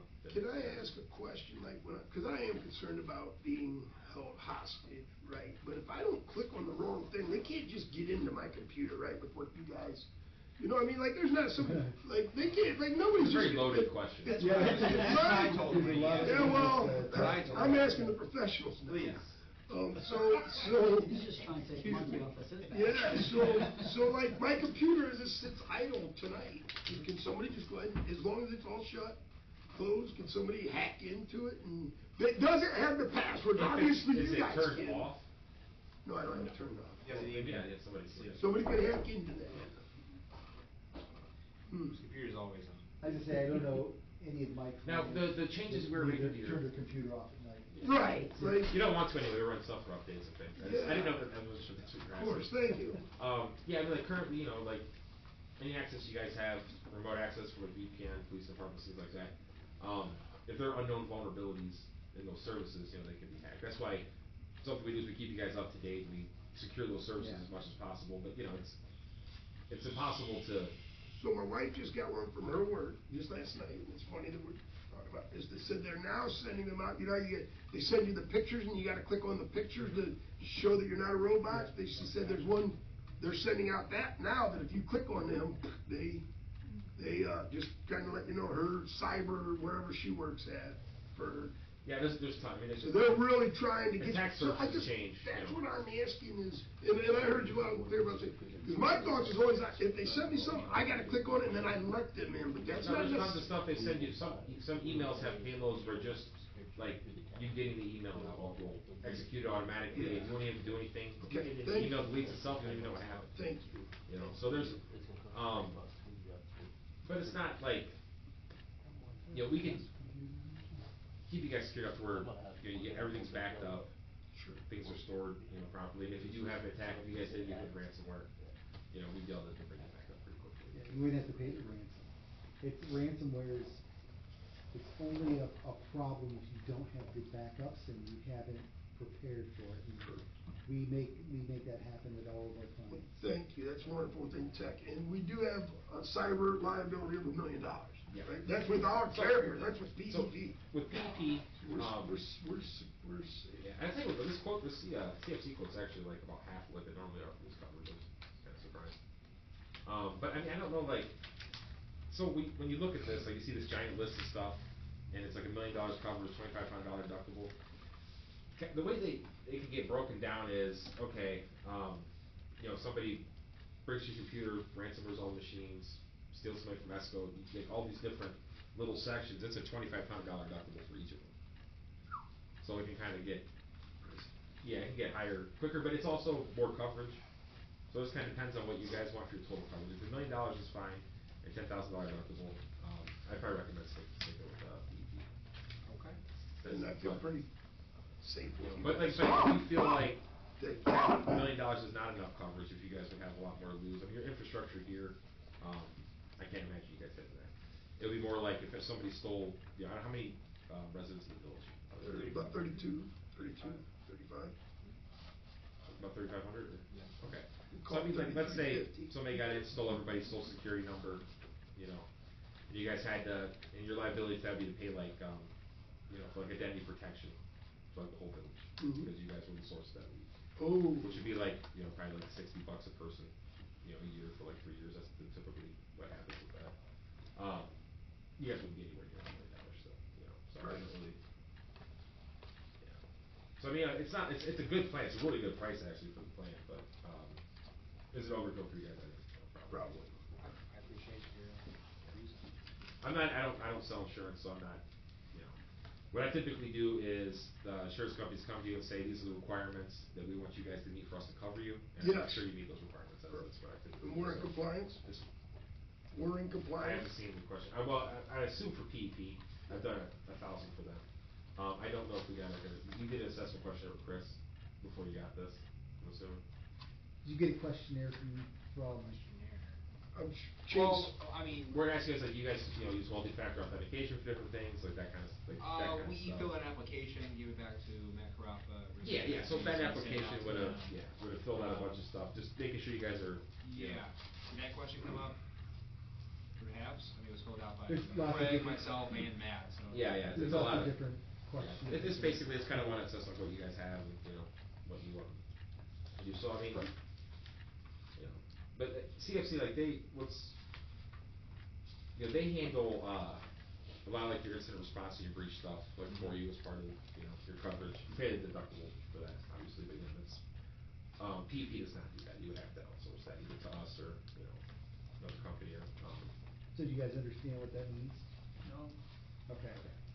So basically, let's say you guys did get hacked, like coming in and finding out how it happened and making sure that, you know, any access they had was removed, all the costs that incur with that, like CFC actually has a team that they send out.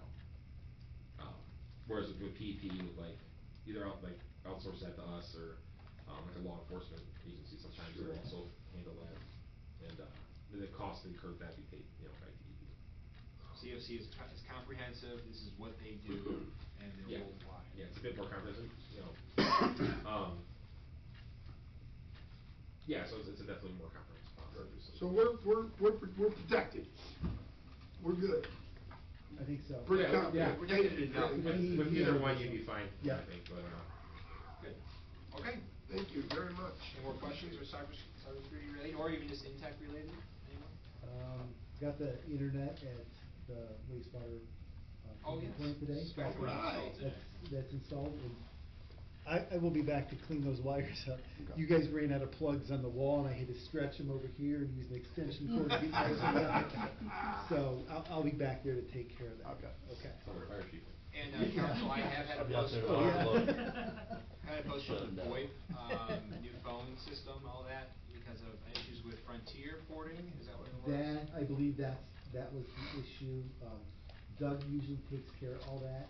I know he's been sick the last 2 days, and I wasn't in the previous, Thursday or Friday of last week, so I'm not sure where we stand with that, but it's gotta be coming close. We've got, all your phones are already, they're sitting in Chris's office, they're all configured, you just have to dump them off on the desks and get all those numbers ported, so. Gotcha. Well, we're ready for you. Okay. Yes, please. That's it. Thank you guys very much for your time. Thank you. Thank you very much, again, thank you for your patience. No problem. Is one of these guys the card info you gave me?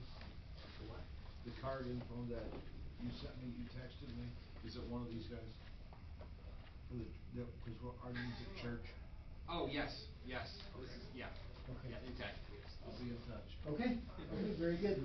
Thanks, guys. Thank you. Okay, we're gonna move on to public safety. I spoke with Dave last week. We are still down a full-time, officer, so we've got posts. I have taken in 2 applications, so we're going to be doing some background checks and then bringing them in for interviews, so. Cross our fingers. Our there. gentleman that we wanted to, he can't still. Yeah, he's still not able to. Okay. And Dave, you brought this to me as far as the, training, if you wanna explain that? Every year we go with Owens College to do the consortium, and basically what they, Anybody got anything? We gotta run. I got nothing. All right, thank you. but basically with Owens, they give, for $500, all of my officers can take unlimited training for the whole year. So they're not assessed each class. So we get into the consortium each year, I pay $500, and that includes the majority of our mandatory CPT classes that we have to take through the state. They've actually been mixing it in with Owens, so that helps out tremendously, but I wanted, free Annie up this year, the mayor thought it'd be a good idea if I notified you guys that I'm going to spend me $500, because just in that $500 could be eaten up for 1 class by 1 officer, so when you have, once we're done with our CPTs, the officers can just take as many classes as they want to, and it's free of charge, so. Super. And you don't need anything from us, Nope, you're I just did, informed. yeah, I Is that in just tell you that. Finley, or is it Toledo, or? It's the one up there in, Northwood. Yeah, so, we go up there and like I said, they send us a huge list of dates and classes all the time of things that they're doing. They've even started the goggle scenario, what do they call that, VI or whatever, but, so we can go in there and do scenario, shootings. Oh, VR. Yeah. Virtual reality. Yeah, virtual reality. They have a lot, and it's just all, it's all free once we pay the $500, so. The Owens Consortium training that we brought up to the $500 that I'm going to. It Owens? Yeah. Yeah. So I was notifying them, I gotta have it paid by the 15th of this month, so I was letting them know that I'm going to redo that. If I join auxiliary, could I partake in these classes? Yeah, auxiliary. Guess who ain't gets to covered by appoint it. auxiliary? I ain't talking to you.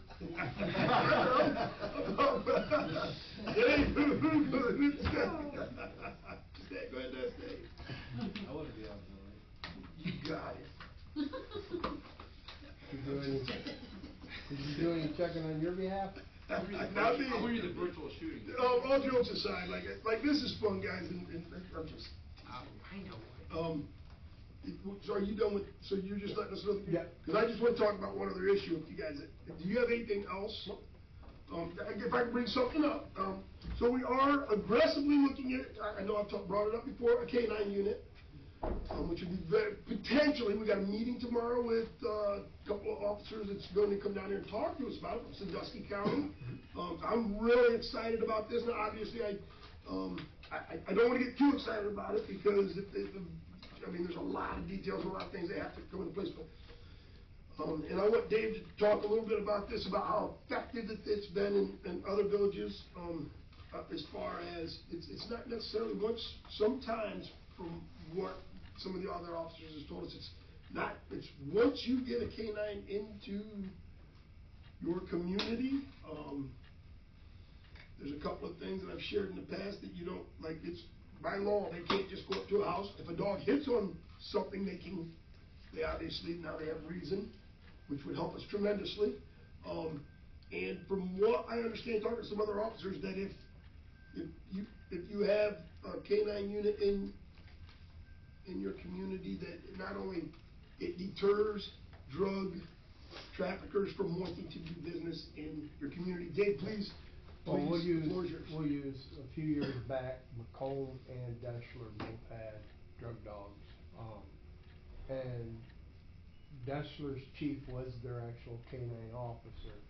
And he started reaching out to me going, hey, you mind if I come over and maybe we can run my dog through your schools, just all the time offering, to bring his dog. And the one day I sat him down and I said, why are you so wanting to get out and come over here and help? He said, well, he goes, we got the dog 14 months ago, and he goes, and when we took off, he goes, it was like crazy over there. And he said, then the word got out that we had a dog, and all of a sudden my dog wasn't hitting on anything anymore because they just stopped coming into town with it. He goes, but in order for me to keep my dog up in training, I have to constantly put him in scenarios where he's hitting, so I'm offering my services to come over here to help you guys out. Yeah, so he was, for a while here, but then again, Macomb disbanded their police department, which lost their dog, and then he moved on to greener pastures and took his dog with him. So our dog would be the village of North Baltimore, because they can be retrained from what I understand. We got a lot of unanswered questions tomorrow. We would certainly want to share this to other areas, but making sure, now that's up to you guys, obviously I'm positive, but always the first to North Baltimore, right? That's always, it's not like, we sending somebody out over there when we need them in North Baltimore. That will never happen while I'm up here, and I hope you guys would support that. But if we're paying for it, it's ours to be used. But obviously, once we start getting a handle on things, and somebody, for instance, the Highway State Patrol, they've got K-9 units, but sometimes they may be long distance away, and they'll know that we know it, and they may call and say, hey, could you bring your unit out? The sheriffs, I believe, do not have them anymore, so they may call us and ask us for assistance. Do we ever have to call an EM? Have you ever had to call the dog in? When we had that offer from them, there were a couple times that we did use them on a traffic stop that we knew, we were almost certain there were drugs in there, and you bring them in. And then the Supreme Court just passed a law that states that you can't use a dog to sniff a person. So, you know, if you get a person out of the car and you pat them down and you don't find anything, you can't have the dog sniff the person. They You call can it- or cannot? You cannot. So you gotta find the drugs if, Yeah, so you walk the dog around the car and, you know, so if we stop a car and we walk the dog around the car and the car hits on the, or the dog hits on the car. you guys gotta And then find. we get the people out, and we pat them down, and we take them into investigative custody. We cannot walk the dog around the person, so then you walk the dog back around the car, and now the dog's not hitting on the car.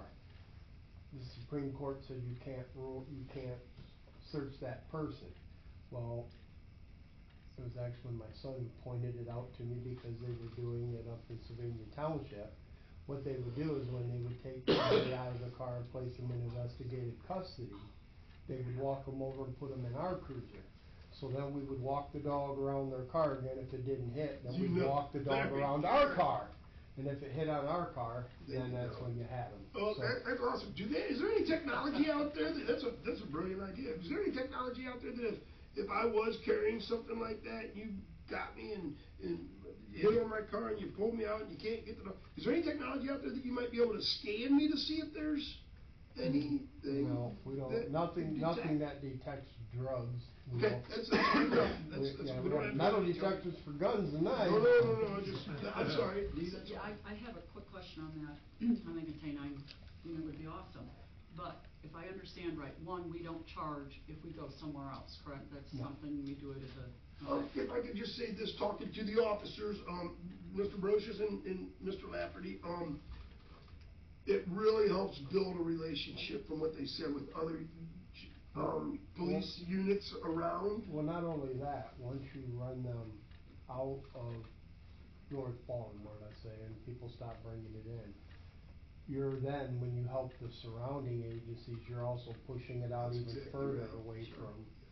So my other question is, I have a little of a concern, because I believe, and I could be wrong, but when we talked about this in the past, the dog has to go with one certain officer, and my concern is if that officer should leave The dog the stays here. department, the dog. Dog stays here. But then, Dog then stays it here, can it has to be get retrained. reassigned. It can Yep, be it's gotta get reassigned. retrained. Okay, that's- And I'm really glad that you asked that, so what we're gonna do with, in my mind, I thought, well, we're just gonna see somebody that was interested, we'll give it to them. Sergeant Brochus says, I'd rather not do that, and I think Dave also agrees. What we'll do and that'll be part of the policy, obviously, that you guys would adopt. I mean, we're a ways away from this. I'm just excited about it, so we're kinda pushing that, because I think we've got the money to make this happen. So, we would put it up in the department for any full-time officer that would be available, willing, and then obviously they have to be willing to abide by the terms and conditions of being our K-9 unit, which would all have to be adopted and so forth and so on and so forth. And hopefully we can get the gentleman tomorrow that we're gonna talk to help us with that. There's no sense in us rewriting the book if And one of we've the got things that should be required is location of the officer, because, you know, some of my officers live in Defiance. Right. You know, we're on a time limit when you get a car stopped, you have a certain time that you have There you to go. have that done. So they gotta be within calling distance to. Perfect, so, Well, yeah, so. Mayor just said there's a lot of fingers. Yeah, so there's a lot that Any we're idea what kind of cost we are talking about? So, we'll find out more tomorrow. Dave's already been working on it. I will get you guys more, I'll have more accurate information tomorrow. Sergeant Brochus already got us just a quote on a vehicle that there's a place out there that gets better than state bid, and I didn't know that they exist. Yes. You're right. He got it, this vehicle for better than state bid, but then all the bells and whistles you gotta put on it you gotta have like an SUV, because you have to have a back for this, and then you also have to have somewhere to put your officers and then your arrestees. And then you gotta have a fan in there, you gotta have it where the back will open if you hit a button, right? In case the officer is being attacked or anything like that, he needed some help, he hits the button, the dog will come out and help. And along those lines, I don't have it with me, but I only wanna bring up that, PEP,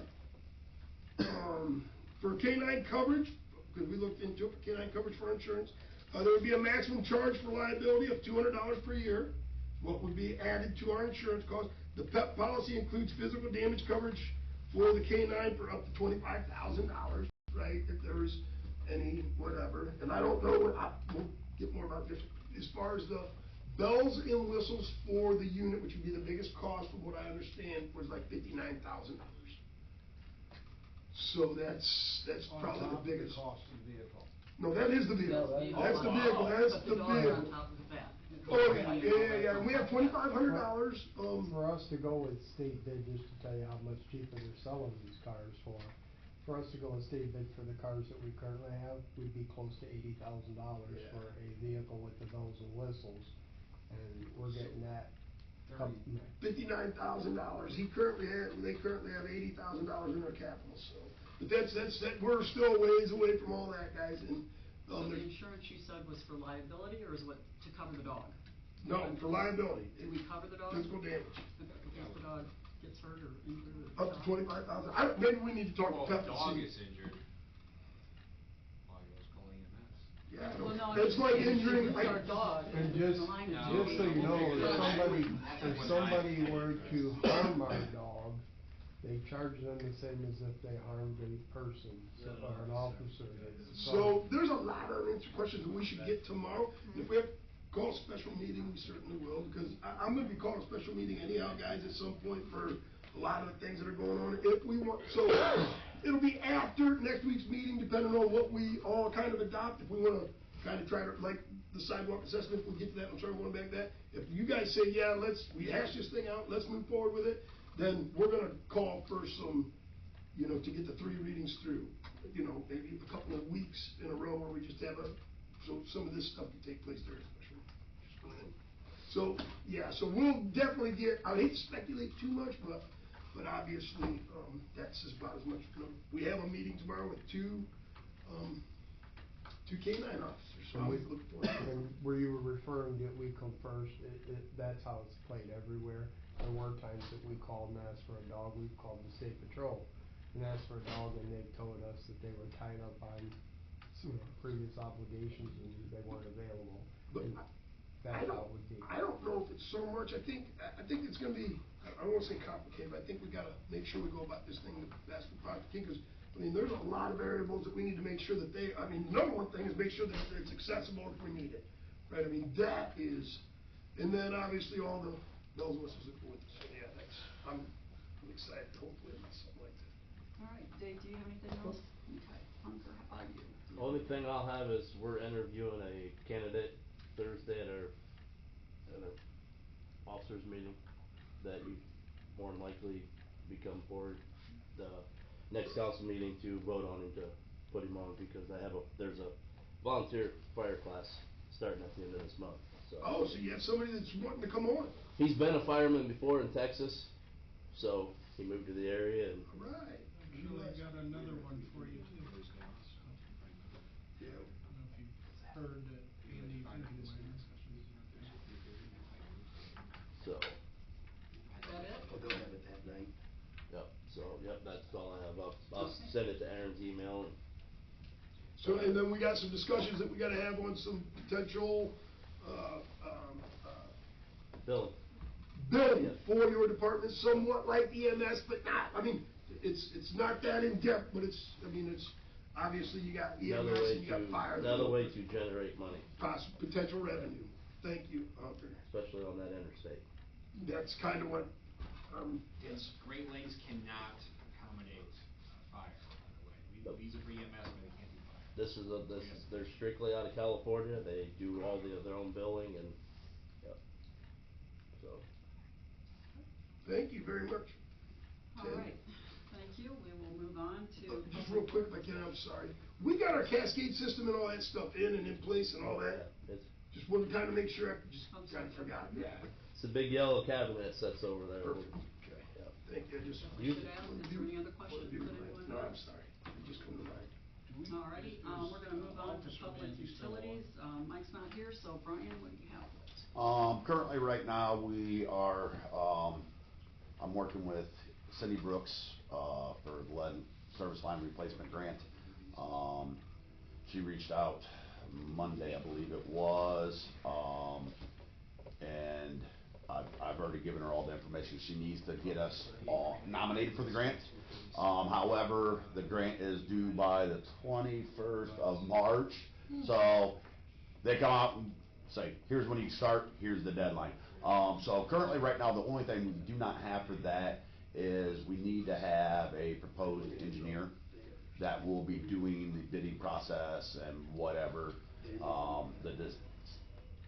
minimum design, because it's service lines, for that project to be able to get nominated. So I spoke with Josh earlier today to reach out to Jones and Henry to see if they would want to help us with this project moving forward. But I wanted to bring it to you guys' attention before I reached out to them tomorrow. Sorry, I was talking, which project? Lead service line replacements. Yep. So currently, right now, we have roughly 84, not roughly, we have 84 lead service lines on our side of the meters that need to be replaced. I got an estimated cost in that for roughly around $230,000 to $260,000 to replace those. That could come down quite a bit depending on who gets the job and what they're charging you to mobilize to get here. I base that off of the last project we had and what all the fees was to have those contractors come in to do the water main project. So Brian, am I to understand that's all just on us? No. Is that grants and stuff? Yes, that's what we're doing right now. We're being nominated for grants. Yeah. I'm sorry. So, but we need to have an engineer that Gotcha. Yep. we're gonna say is gonna do the engineering portion and bid portion of that job. So I asked Josh if it'd be okay to reach out to Jones and Henry to make sure that they would be willing to do that for us, and I'm pretty sure that they would. So I'll reach out to Pete Ladd tomorrow to make sure. If not, we'll have to find somebody that will fairly quickly. No work needs to be done now. We just need to have somebody on the file saying this is who we're going to use to do this project moving forward. Still waiting back from the EPA for our filter repair. They're still dragging their feet down in the central. They reached out last week. I've answered the questions that they asked, and haven't had the go-ahead yet to proceed with that filter. We did get internet installed out the sewer plant, so the next thing for that would be I'm going to be purchasing a computer and a printer for out there so they can start doing some of the paperwork themselves out there. So I'm not doing all of it for everybody, and start training the guys out there on how to do that, how to submit it to the EPA, and kind of giving them a little bit more, lack of words. But you're cross-training. Correct. But some more accountability for their job, where it's not, I come in, do my job and leave, and Brian does the rest of it for us. So, gonna be working on that this year, getting those guys up to speed on doing that, getting them their own email address, so they're getting their reports instead of me getting all the reports, so they can do that. Do have the mixer and the sprayer and the clear wells that needs to be replaced. I do have prices for that. It's gonna be roughly, I believe, $19,000 to replace both of those. That is for THMs. We typically don't turn them on until April, and typically don't have issues until June, so I'd like to get those ordered. It's about 3 to 4 weeks to get the stuff here, and then get it on the books to have somebody come install it for us.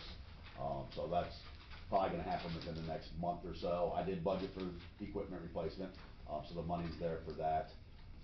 And then lastly, what I would like to do is get Neptune, Netco to come down here and do like a PowerPoint on the portal that we discussed last year, where individuals can set up their own accounts to get their alerts for water leaks. So say for example, I know we've been to every single church in North Baltimore, for a fact. So if they know they're not there, they can set it up to if 1 gallon goes through that meter and nobody's there, it will alert them via email or whatever. So the turnaround for people to be notified for leaks, for if they set it up, it will be hours instead of days. Currently right now, how we work is every 3 days we do leak checks.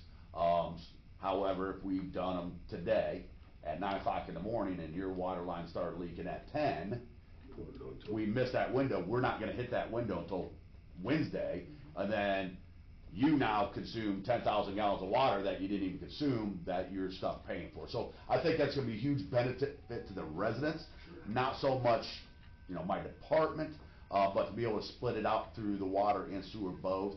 It's roughly $5,000 annually out of that, but I think it would be a huge benefit to the residents. Absolutely. That's pretty much, I believe, other than you discussed village equipment, using village equipment. I was kinda actually gonna bring that up today.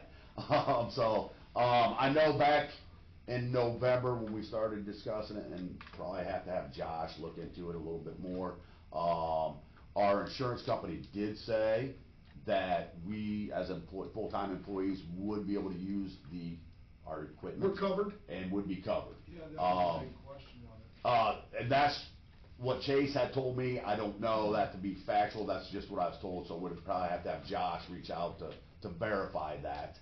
And obviously, I think one of the biggest concerns up here, Brian, is making sure that anybody that uses that equipment, obviously there has to be a policy, right? Correct. And I can't say whether the legislative body would approve it or not, but it would be, they have to be qualified to operate whatever it is. Correct. Right, so, you know, if they're gonna use a dump truck, they have to make sure they have their CDLs and that they're, you know, adequate to drive it. If they're gonna use a backhoe, they gotta be able to use, you know, be proficient at it. Not everybody can use a backhoe or a hoe, correct? Correct, Mr. correct. Reed?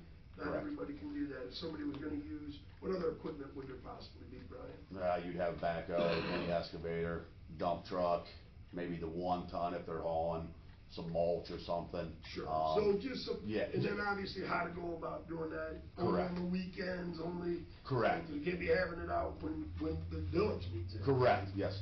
If something happened within the village, like a leak, whatever they're doing, takes second. Correct. That piece of equipment goes to where the village needs it. Correct. So, I mean, obviously, and you'd be willing to help come up with that policy? Yeah, but I didn't wanna do it if we're not even gonna move forward with it, so. I think it's a matter of getting the policy and presenting it to the legislative authority and then letting them talk it out. If you just want to like throw an email together with a basic understanding of what this all encompasses, and I will just make policy from there. Okay, perfect. That's pretty much all I got unless you guys Two got. things that I've been working with Brian, Josh, the East Broadway water line project, it's been kind of an ongoing thing as far as more from CT. They had to do some change orders, so it essentially drug on for the last few months, but that's all in order now and closing that out. The other thing was we recently did the final paperwork for and got the submission in. It was a grant, lead line grant for $50,000, which was the mini excavator and trailer. That money just was received as of a couple of days ago, so it's kind of like finalizing some things on the financial side tied in with the water department, so. We purchased the excavator in, I believe, 2022. Yeah. Yeah, so it took a little. It got overlooked. So, it got overlooked. Did you have anything else, Matt? Not, just for public utilities, that was it. Yep, so my question to you is, without going into detail on anything that might be confidential, where are we at with the UV system and potential litigation? I know that you guys sat down and I couldn't make that, I was planning on it, and ended up, something came up. So, we met via Teams, What's that mean? Microsoft Teams, yeah. I know how you met, I just wanted to make sure that everybody Over the else- computer, we met with, of all firms, I don't recall. One second, come on in. Let's get to the break. Oh, Miss Seiler, it's a pleasure No, to have she's you. just checking Thank up you on for- me, she's like, thank you for he's coming out. in. I'm getting hungry. But, The but, UV system. yeah, so, we met with, what was that law firm, I don't even remember. So it's a law firm, it's a team that got put together. Yeah, Marshall Melhorn. that Jeff Dennett recommended, so we all sat in with them, he is forwarding all the documentation that he has, or giving that to them, Yeah. dropping it off, he was supposed to drop it off. Jeff is. To them. To them on, was it today? Probably today. We received and I don't understand you and the mayor were not in this email, but Marshall Melhorn sent us an email attached with a letter of engagement with us. So that's our next step if we wish to proceed. So, my understanding is if we choose to proceed, that they will be basically sending, the engineers a letter stating the direction that we are going to see if they want to make things right before we have to go, to court legally. I did ask about being able to recoup their fees. That's what I wanna know about. We will not be able to recoup their fees. That's just what they said. We can recoup any That's all right. costs So associated with, so, So you know, man hours of switching things over, chlorine that we shouldn't be feeding, sulfur that we shouldn't be feeding when we have to. We can recoup all those costs on top of the UV system itself, but as far as the legal fees goes, we won't be able to recoup those. Really? That's what they said.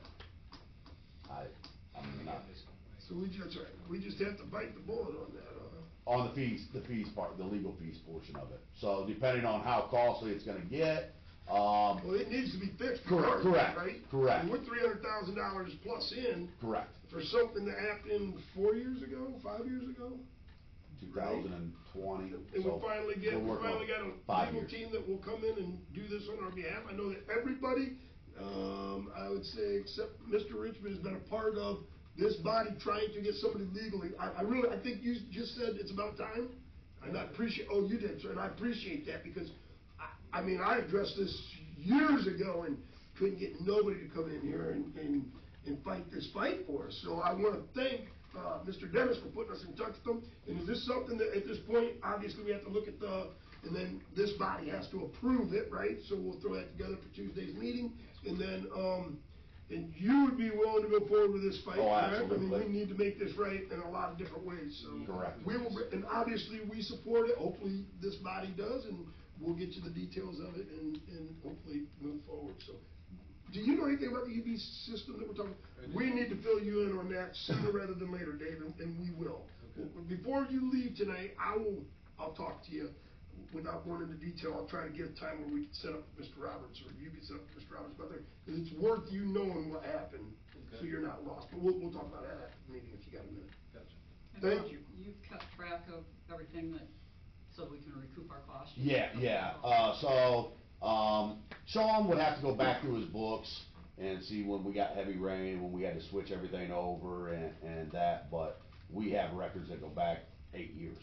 So, they'd be able to go back through their log books and say, we had to switch it over to this side, blah, blah, blah. Knowing that we're gonna probably litigate this thing, Brian. I'll have him get that, Please, yep. and just as he's got free time. Yep. Right, like, please don't have him go out of his way, just, you know, that way we're prepared when they're asking for this, and we're not Correct. saying, well, we'll get you that information, we say, there you go. Thank you very much. That's all that I had. Okay, Questions anyone I else had. have any questions for Brian? Thank you so much for your time. For dinner. All right, we're gonna move. Tacos. There you Listen, go. stop. There you go. I'm going with you. I thought you forgot about me, I was No. just gonna walk on up there. All right, y'all, I'm Good getting. night, thank you, see you soon. Blame us, we kept it. Okay, I'm not sure. We're gonna move on to finance and technology. Piece of legal cost. Matt's got a paper, he's Got a handout for you. Thank you. Pass it down. Minutes for income tax collections, CCA. Handout for everybody, I don't know if you wanna lead it, Tim, or? I'll let you know more about it So as we know, CCA administers our income tax, so when you flip into really like the, you know, the third page, it's gonna show you the comparison, 2024 versus 2023. Oops. You can see right from the, you know, the get-go, the employer withholding is lower, a fair amount there, like 75,000. And there's, you know, a lot of categories here, but, you know, ultimately, when you get to the bottom, you can see where the total collection was up some from 2024 versus 2023. So, without getting into great detail, everybody's got a copy here to take home, but I don't know if you have any questions, you know, on this, or, you know, when you look at it, you're welcome to email or stop in the office. Not trying to rush, but I'm flipping on to like page 4, revenue sources, got some bar graphs there to look at. Can you define, what is a net profit? Net profit is like what, the profit like a business. Perfect. So like, Good enough. like backing up, that's kind of maybe what carried 2024. It was, you know, it's significantly higher than 2023 on the net profit. That's why I asked that question. Delinquent revenue, apparently they, I guess, either they just had more delinquencies or they're doing a better job of trying to, you know, getting collections there from 2019 up through 2024. So that's or for that year, I guess it's collected in 2024, but. And then, I mean, there's more reading material there. It's really about delinquency there in the last few pages, so, hopefully I didn't go too fast, but like I said, if anybody has any thoughts or questions there. Where do we pay for that service every year? I know when I first started up there, it was like $30,000, now I think it's up over 50,000 for CCA. Yeah, it's a percentage. To give you the exact dollar amount, I'll grab a laptop, what we paid them for 2024. Yeah, I would like to know that. I'll tag on to that question of the mayor's. Do you think that there would be a more cost-effective service we could use? I mean, it could be looked into. The three that I really know of is CCA, which we're using. Rita's comparable as far as like statewide. They're actually probably a little bigger. What's used more locally, a lot of people use the city of Findlay. A lot of Hancock County, the villages do, so that's an option. And then option 4 would be administered in-house. But, you know, your question was, I believe was, I don't know if you said a better alternative or more cost-effective. I mean, I haven't even have to look into it and really try to get like an analysis of, is there a better option, essentially. But I personally think they do a pretty good job. I don't live in North Baltimore, so I mean, I'm not dealing with them on a personal level, so obviously. I know there's been complaints of how people are treated by CCA, that's one. Okay, it's good for me to hear because I have not heard that before. I know, I've been ran around with them too, where you try to contact them and it's. My wife has had very difficult times with CCA in the past, but the last 2 years she has not, just to be honest. The same questions and the same answers have been given that from Tony was, you know, CCA, Rita, is that right, Rita? Yeah, Rita. Possibly reach out to Finley, and he was supposed to for a few years, just probably never got around to it, or he didn't get a good response from them and didn't share it with us, I don't know. Is that something we can reach out to them, Matt, within the next few weeks and just see if they're even interested in giving us a quote? And then obviously in-house, but in-house would take, I mean, we're gonna have to get a staff in here to help with something like this. Well, we could, I'm just not sure it's a viable option, right? I mean, I've seen up here, we are very, very, these guys are pretty busy with what they're doing day to day, so I can honestly say that to you as far as I've witnessed when I'm up here. And I certainly don't believe that they're just staying busy when I'm up here, right? Because every time I walk in, they're always doing something, so. They're a very busy group and getting a lot done, actually. So I don't think that that's a good option of bringing it in, but I think we should reach out to Finley, at least do our due diligence. Maybe Finley says, go pound salt, we're not interested, or maybe they say, you know, all they can say is no. So I think that it would be worth trying to find a contact, reach out to them, if you can, please, and that was told to us in the past that was gonna happen, and it never did, so I'm pretty confident Matt will make that happen. And then give us it's always good to get quotes, make sure that we're getting the best bang for our buck.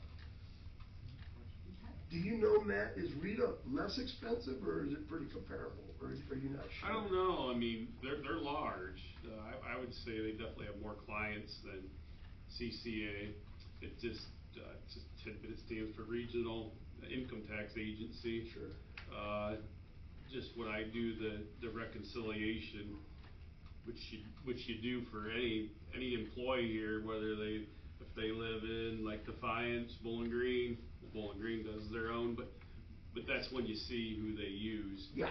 And I mean, or even and I'm on their website, and you can see the number of probably mainly villages, but the number of entities they represent. That's the same token. That's when I see like how many Finley provides for in the surrounding area. So if we're gonna reach out, I'm sorry. No, you're good. If we're gonna reach out, would it be worth just reaching out to Rita also and getting a quote? Why not? I mean, if we're gonna reach out, we might as well get a quote from everybody that offers it and just make sure that we're getting the best thing that we can for. Does Bowling Green, should we ask them too? Could be. I haven't seen. I mean, don't hurt to ask. Haven't noticed that they provide it for neighboring, or you know, they may. You don't know if you don't ask. So. Yes, of course.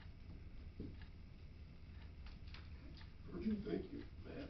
Anything else, Tim? Any questions for Tim? All right, we're gonna move on. Personal policy and ordinance, Dave. Josh, you wanna go ahead? Oh, yes, thank you. So, I got together with Phil and the mayor and came up with a ordinance, basically increasing or keeping our rates the same. And you can see that difference on the next page here. But also, in addition to doing that, we also put the soft billing policy in writing in the ordinance, and we also expanded it. Thank you. We expanded it, and I'll try to find the exact wording here. To individuals who are employed within and pay income tax in North Baltimore Corporation limits. This would also be another indirect benefit of sorts to village employees who do not live in town. So, just FYI, I mean, if we had an accident, they could do 50 EMS, and if they get billed, then it would just be insurance only soft billing, which I believe is a great incentive of sorts, benefits, and also just makes sense, because they are working for the village. I say they, I myself also, because obviously I don't live in North Baltimore at the current time, but again, it makes sense for those who pay us income tax to get this benefit overall. People in National Beef would not, unless they are a resident, but if they got hurt over at what are they called? Any other company basically. Sheets. You heard of Sheets, yes. Brain fart all of a sudden. Then they get the benefit of soft billing. So I think it's a good expansion, and it also increases rates and helps keep our EMS departments solvent in the black. Yep. Yeah, we will bring this to council. I will bring this to council next Tuesday for its first reading. This will not be emergency. Please review it and make sure that there's nothing in there that we wanna add or that we might have some concerns with. Now, is there any, like, I mean, how do you figure out these rates? I mean, is this just going back to our initial insurance? conversation in January, these are the rates suggested to us by Great Lakes, based off of borough of workers' comp, what do you call them, rates that they pay. And some of them actually stay the same. For example, I believe advanced life support, stayed the same with us, like. Which right here. they suggested it was lower. ALS one stays the same, and then treatment, no transport stays the same, and then instead of 1625, I just made it 16 per loaded mile. Yes, of I course. increased BLS and ALS too. So what he's saying is they made a recommendation based on what the current rates are. Ours in those categories was already higher than what they would recommend. We're not gonna lower them, we're just gonna leave it the same. But it always all comes down to whatever the insurance pays anyhow, right? So if they're a little bit higher than than what's out there, if the insurance doesn't pay for it, some insurance may pay that rate, so that was the thought process behind it, correct, Josh? Yes. You're welcome. We've got the student council representative. Yes, I brought this up at, for discussion briefly at the policy meeting before our special meeting at 5. Basically, and this was brought to my attention by Councilwoman Dupree, basically I just wanted to get council's input on how we should proceed with that. I know it was around pre-COVID sometime, and there's an interest in bringing it back. In front of you, I provided what I could find on the subject, one being a letter, I believe, from the previous mayor, and the back of that, I can't find anything right now. Here you go. Yes. But not. It is, but it isn't. But anyways, so what is council's opinion? Well, I had a question on this when I was reading through it. It kind of went through it, stipulated how they would handle what they were going to be able to do. Of course, they couldn't vote, but it didn't address executive session. No, they was never allowed an executive session. And that's not in here. And Yeah, that's there what was I never, think it but, needs but, to be added. well, I appreciate what you're saying, but I don't think that you have to, because you guys define who goes into executive session. I don't. Right. Nobody does. Our legal counsel don't. That executive session is for this body. If you guys, the way it was explained to us, and if you remember, Mr. Engard, this is back when we first went together, the legal counsel at that time, now somebody's legal opinion may vary. I agree with this legal opinion that we got. It was the first Ohio Municipal League training that I've always shared with you guys how great it was, and then we went to one last year and it was horrible. So the one before that was really good. You guys are the ones that executive session is yours. You guys can say, Mr. Mayor, we don't even need you in there, and I can leave, right? So obviously you guys, Okay, that addresses it. yeah, you guys we would just make sure that we would let the student know that, hey, you can go now, you're. I think it's a great idea. Why not get people? Yeah, because it would be a very, very good, if it wasn't of a nature that was real sensitive to the village, I think it would be a good training thing for it. Yeah, exactly. This is what we do, and this is why we come into here and, let them know that, you're exactly right, Tim. And this was always a really good program. As a matter of fact, I still see some of those young kids to this day that sat up here a lot of years. The 16 years that I was up here, well, minus 2, I don't think they was up here the last 2 years, but I see them to this day, and they're just, I think back, oh my gosh, you was on student council, I remember, yeah, and I remember you. Sure you do. Wonderful, it is a very, very good, so I want to thank you, Ms. Beaupre, for bringing this back up, because I think it's something that we need to really, so where are we at in the school season? We're getting ready, so it's probably something we're going to have to do next year. So is this something that we would, I'm sorry. Oh, I'm sorry. No, you're all right. So this is something we probably want to reach out, I think it's for juniors, right? Yeah. So would we reach out now and see if there's any sophomores that might be interested, and then right when we get back into school next year, or is it something you think we ought to do at the beginning when they're I would do it at the end. of their sophomore End year? of the school year. Come in and say, this is what an opportunity for you to do next year. Yep. Get them thinking about it, and then come back.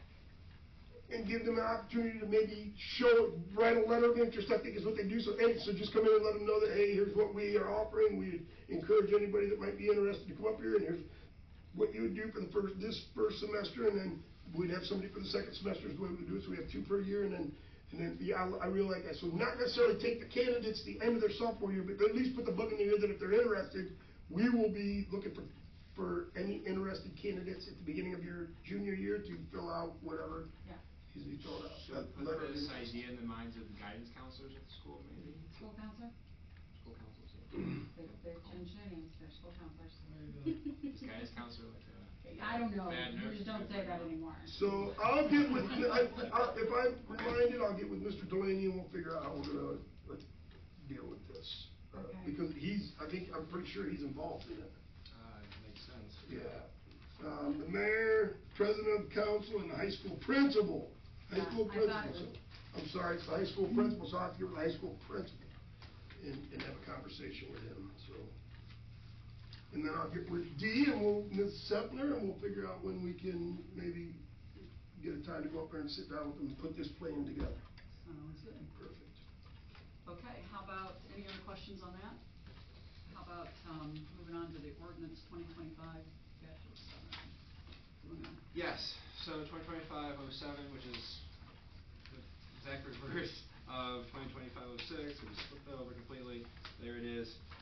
So basically this came about after a meeting with Josh Long and the mayor, it was the three of us, and basically, the tree commission, technically. And basically, we decided that we will not allow any new trees to be planted within 12 feet from the edge of any public street or curb, and then also within 6 feet from the edge of any public alley. This is to kind of keep our infrastructure, primarily our sidewalks, structurally sound. And Mayor, please. Yeah, if we don't support this, we might as well keep putting them right in the boulevard, right? Because it's gonna have the same effect, so, it's just a matter of if you're gonna plant trees on your own public property, that's fine, just they gotta be 12 foot off any curb or 6 feet off any alleyway. Other than that, put them wherever you want, so you're not tearing up our infrastructure. I think it pretty much speaks for itself, thank you. Yeah, it's pretty simple, laid out. This would be So we'll be addition presenting that to our to you code of Tuesday night? ordinance. Yep, we'll be Yes. presenting that Tuesday night? Yep, first reading would be Tuesday, yes. Okay. Dave, do you have anything to share? I don't have anything What about else. this one? Can we talk about that? Any questions for Dave? Well, just keep in mind, I think I seen a note from you for the annexation of the sewer. Did we, I know Becky was a part of that, Yes. the annexation of the sewer property, you went up and looked to see what you could find, and I called Andy and he said, yes, it has been annexed. Now, the only reason why he knows that it was annexed is because we could not get a grant for the sewer separation or the sewer plant upgrade. We got a grant for one or the other. If it wasn't annexed, so it was annexed at the time. But I think somebody dropped the ball, like, to understand that, Becky, so we gotta. That's the way she was telling me up there when I was looking was, they don't show that it was at the end. Somebody up here didn't follow through with it, that's what, so it's not that so we gotta go through the process, right, again, am I Yes, the understanding county that? has no record of us annexing. So we've got to, but just to, we would not have been able to receive that grant, like we had to on behalf of the village of North Baltimore, so that's why Andy said, yeah, he remembers it very, very plainly that it was done, we just can't find no records of it. So, and he's the one that retired from there, so if there's anybody that would've known, it would've been him, so just wanna kind of fill you in on that while we're going through that again. So it kind of was looking like, how did this happen? Well, it was addressed years ago, it's unfortunately didn't. So it's not gonna cause us any financial harm or anything. We'll just go through the process, 3 readings, and then at the end of the 3rd reading, we'll just file a quick petition of sorts to the county commissioners, and they have to do their thing, and then we're good. And we have to go to the planning commission technically, but I believe, I have to look at our planning map, but I believe it might already have a planning designation, so we might have to in that regard. Because again, it might have been annexed, might have not been annexed, we're not really sure what's going on. Either way, the county was never made aware, so we're just going through the process here. Okay, and if there's no other questions, we'll move on to economic and community development. Bill? Did the thing you had in here about the CSX property, did we need to do anything on that? He's gonna touch Okay. base on that, All right. right, not, Fine. when it gets to him. I only have, 2 things. One is we did have a meeting on the economic development dinner, And, I think we now know where we are on that, what we wanna do, accomplish by it, and we're looking at fall, correct? Can I ask, Paula, how did that dinner go with, that they provided? Everybody said that they really liked it, I didn't hear anything back. Perfect. And they were very accommodating, because we had to change that order about 3 times. Oh, wow. So, yeah, so you're very satisfied then? Yeah. Perfect, so that's who I would recommend it. We go with, but that's a whole nother, because we're gonna meet on that again. Yeah. We're a little ways away, So so. that's we have where it we are. Do you remember when we had that comedian at church, the guy with the shaved head? Can you remember back that far? That's been, there's been. The last one, I don't remember. Okay. I remember when Anyway. Bob was up there and he had a couple of different people, but. There's a nationally known comedian I'm friend with, and he reached out to me yesterday about something else. I said, tell me, it's good to hear from you. So, I'll bring you, I told, Josh about it for a minute. No, if he has your sense of humor, the answer's no. You're gonna ruin it. I trained him myself. No, not really. Okay, that's about the economic development dinner, but, something that did come, across, was mentioned to me that, there's developers looking, and one of them was interested, possibly, if we would be interested in selling part of the excess cemetery property out there. And so I wanted to ask everybody what you think, because a study was done sometime in the past that said that the property we're currently using out there will last us 100 years without going into that other property to the west. I think that there still needs to be, if we drew an imaginary line from what we developed, it's not being used, imaginary line going north, I think that would probably be right. Yes, that's what I Right, was so it would saying. square everything off. Yeah. I do know up here, April, or if there's a policy, I think there's a policy, I think it's in our, I don't know if they're. Point it right behind you. But it says that,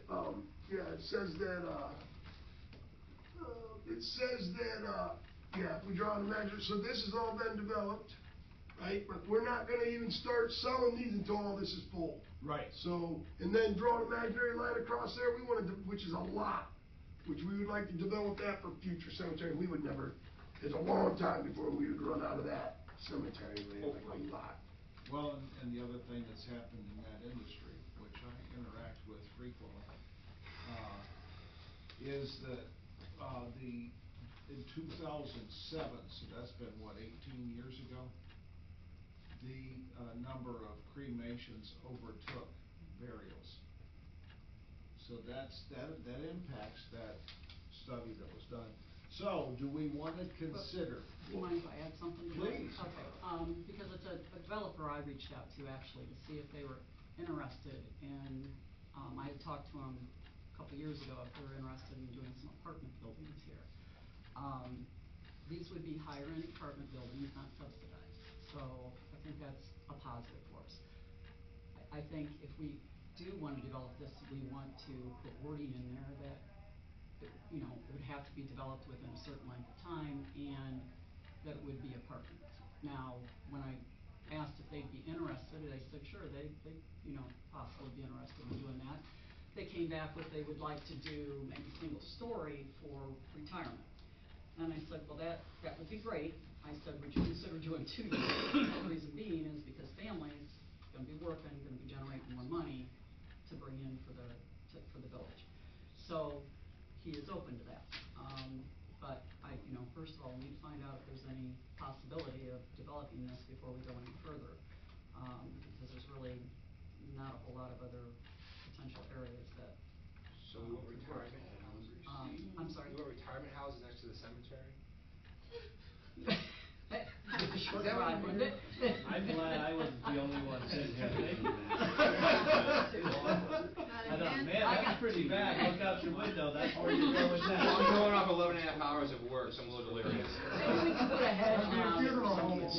Well, yeah, crematorium, I mean, are we gonna be pioneers for any kind of We development? might. We gotta sell that land somehow or other, that spot somehow or other. Make sure I was hearing what you were saying. I'm sorry for But anyhow, interrupting. so there, you know, it's just that there's some interest, but I think we should put some things, if council would agree, I think we should put some things in place that, and I don't know, I guess, and I'd like to answer to this, as far as, does this have to be put up for bid?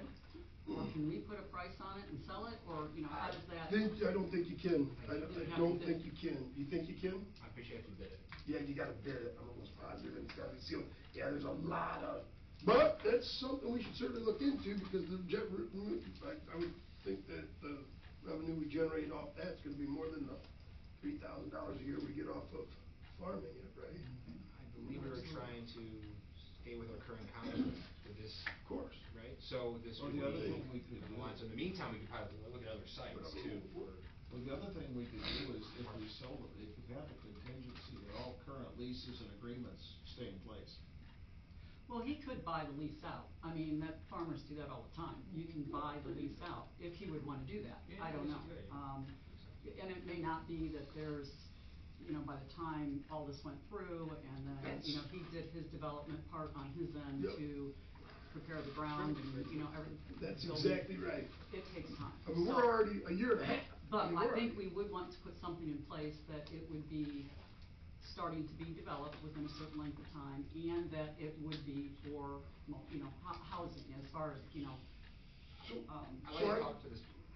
You're right. So I really like that language, because that's what we did, just so you know, with, and then if they don't develop it within, then we hold that money into contingency or whatever, and they sell it back to us, because that's what happened with the parking lot down there for Whistle Stop. We sold that to John Frank, right? For X amount of numbers, they were supposed to do so many things with it, did not happen. As a matter of fact, I don't even think, yes, I don't remember the whole transaction that happened. I don't want to sit here and, because I don't remember. We ended up acquiring it back, we own that property again, because certain well, covenants, if we that- put but in we had there to purchase stipulations that. that it is to be developed into multi-family That's housing, exactly right. then that kind of reduces anybody coming in and bidding on it for I do tax wanna, write-off. I do wanna share that we somehow took a bath in it a little bit, so whatever we sold it for, we ended up paying a little bit more of it to get it back, and I don't remember what the actual transaction, but I was mad, right? Because I was mad because we didn't put it in the language, and they never fulfilled their side of the agreement for what they purchased it for, right? So, and then we had to pay extra to get it back. I was very upset with Chuck Marson at the time. But anyhow, that's the way it transpired, we own that again, so we would wanna put something in there. I think it's very good, Dee, that, you know, if it didn't happen, we could buy it back for the same amount of number, that we purchased it for. Right. If they didn't fulfill their Right, covenants. and I think we just need to be, you know, specific on Yeah. what's going on. I love it. And so, would council, you know, be interested in doing that? I think it would be a great opportunity for our, I think we should certainly start the conversation and see where it leads to, Dee. That's what I would, what do you guys think? I'd like to have more conversations personally with this individual, and then obviously look at that site, but maybe others too. Maybe he wants to do multiple, apartment buildings or source developments in the village. I'd love to talk to him. yeah, I don't know, he's looking for residual income, he's getting ready to retire, so, he may, you know. I mean, he was very active a few years ago, and, he was, Matt, he we're, was if going we after gotta take several off, properties we can around take here. off anytime. I don't think there's anything else we're gonna get into that. You gonna talk about the road levy at all? Oh, yeah, we could do that next, in a second. Okay, So you can get out of anything here. else, Bill? That was my, you wanna respond to it now, or just? think about it, we'll talk After about he it next talks week? about the village, the CSX, then Oh, that's you right. guys can both leave. I can take care, I can wrap this meeting up, I live here, Mayor. get you guys out of here. And that's what I got, that's why I wanna get you guys out of here. Well, What do you think? We'll start with you. no, I mean, I think it's a good idea if it's land that we're just leasing out for, you know, for contract just to farm it. If we can start pulling, you know, Property tax, property income tax. tax, income tax, all that stuff off of it. Bill, are you in agreement with it? Oh, yeah, I am, yeah. Paula? Obviously, the discussions could fall apart, right? Right, You never know. absolutely, Yeah. absolutely. But commit to start We just right. need to start somewhere, if I it's, love it. you know. Right. And thank you, Dee. Absolutely. So, okay, any other questions for Bill? Can we talk about the road levy real quick, so these guys, and then the CSX, so these guys can get out of here? And then, the road levies come up this year. If we was to put it on, Matt, you please jump in there and correct me if I'm wrong, if we put it on the May ballot, I think we're too late anyhow, I'm pretty sure, but if we was to. Yeah, we're too late. It would've cost us money to put it on there, so we're gonna put it on the November for the, it's a renewal. It's not an additional, it's what we are currently correcting, so there would be no more, So nothing we're- increases. We've had this before, we're not changing it in any way. Not so changing it's a anyway, renewal. it's just a renewal. Changing the years, really, Okay. I created a draft based on what was here before, for the last one. I emailed it to the county auditor, I had them review it primarily because of wanted them to see, that's who we're gonna submit it to, the years and everything. And, her name's Jamie, she answered back, looks good, but I recommend having your legal counsel review it, so, I have it with me, I can email it to anybody if they wanna see it, but it's a resolution of necessity. That's, the point being, it's definitely, we wanna know if that's what council wants to do. And if so, after our legal reviews it, we could have it at the next meeting, if, unless you wanna wait. No, I think the sooner the better, in case, so if anybody has questions on it, like from the residents, whatever you think, Matt, I support going forward with that. I just emailed like Jeff Dennis today, like this afternoon, asked him to do a legal review on this resolution of necessity to put it on the November ballot, November 4th.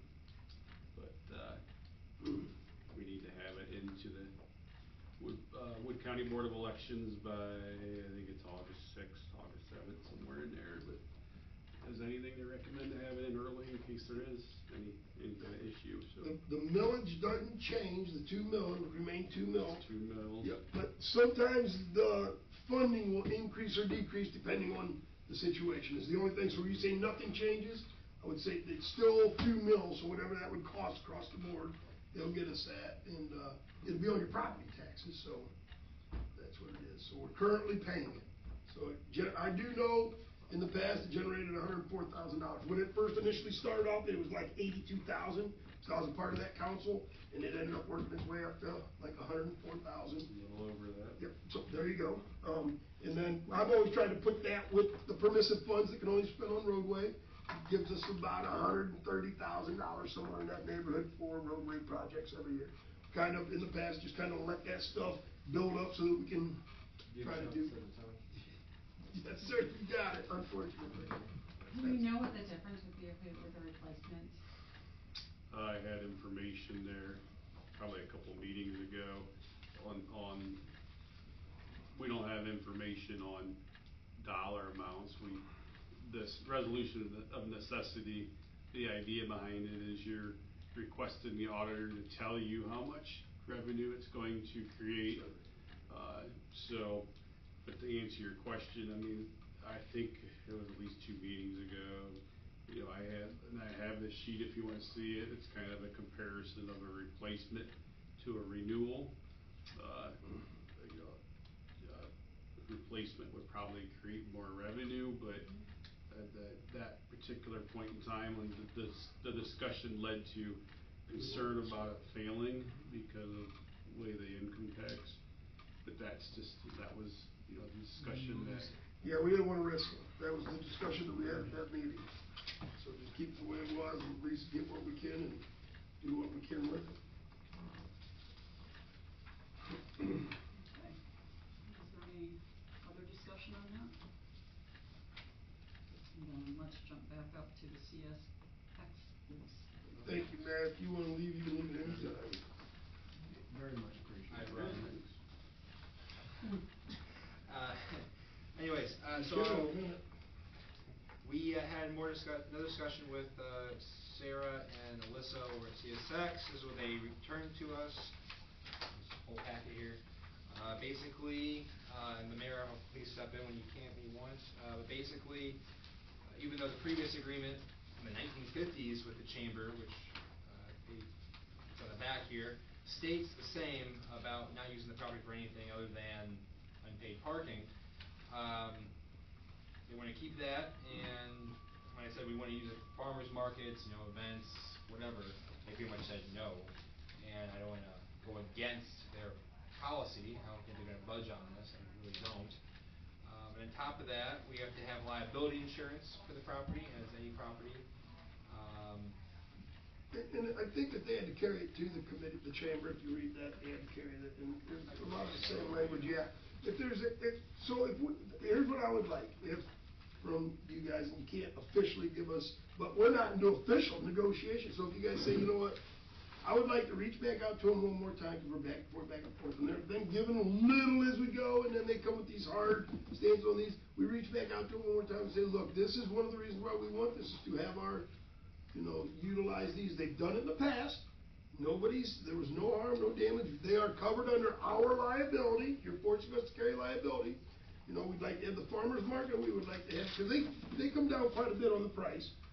Reach out one more time. If what's her name, Allison, Sarah? Alyssa says no, then we just say, okay, well, thank you, but no thank you, we're done with it. So we can get this off of our, what's the purpose of? I read the agreement. I don't like it either. But I'd like to have the opportunity to have that board downtown. If you guys say, just, let's forget about it, I'm already got to. Why are we paying property taxes on it? I think they did in the past, I don't know. I don't understand, if we're leasing the. We're not. At this point, we're not paying anything. Right, I understand. Yeah, okay, you're saying, why are they requesting it? Why are they requesting it? 'Cause to pay for everything, Right. like That's we what I own it. Right. But it's not for sale. But then But it's not for sale. Not for sale, we can't use it for anything. And we can't use And it they for don't anything. want us to use it for anything but We're not gonna parking. subsidize unpaid parking, we have unpaid parking across the railroad tracks, right there, anyway, for free. That big old parking lot across the street from Whistle Stop, so. Right, I don't. and we're not allowed to need it. build on I it, think we're we- not allowed to do anything. Guys, we need to get on it. this either. Well, I think we need to determine what it is that we Thank you. absolutely, if Thank we you. can't agree on, would walk away from it, and what we can, that we don't like, but we can agree on. Because we could have the farmer's market in the parking lot, could we not? In what parking lot? Across Yeah, from I don't see why Whistle not. Stop. It's pretty big. In which Across one? from Whistle Stop, the parking lot there, why couldn't we have the farmer's market there? I'm just saying, if Sure, that's a stumbling, sure. and I understand, Then- but if we can only use it I for, agree. parking. So what's the purpose? Why are we paying for it then? Well, no, Why what would you do I'm it? saying is I'm the hearing you. alternative is I'm we're gonna hearing put you. a fence up around it, Oh, and that's gonna cause problems with So, with who? parking, well, So then you maybe brought up those- some things so- with, farm trucks going down through there and stuff, and But- unless we have something that they have to stuff that thing way back. But they're okay to pay for that, right? Like the businesses downtown want that, they could pay for that parking if that's what Oh, they no, I want, right? understand, Like this the is, eyesore of the. I get it. That's Yeah, the I only get it. thing, There's a the chance eyesore they're of the fence bluffing. going around There's there. a chance they're bluffing. but I'm It not. could be, but, I just wondered, what is it that we absolutely like paying the taxes, Well, I let agree me with ask that. you this, what's more of an eyesore, what it looks like right now, or a fence Well, around it? didn't we say we would take care of the, weeds if it? Well, that's you know. we're But they're saying basically you own, gotta, we with take the care of potholes, everything. you have to pay the. Right, no, I saw that, And we would have to do that, we'd cold patch them, cut them out, cold patch them, and I agree with you 100%. And that's where guys, that's where I initially had the heartburn with it.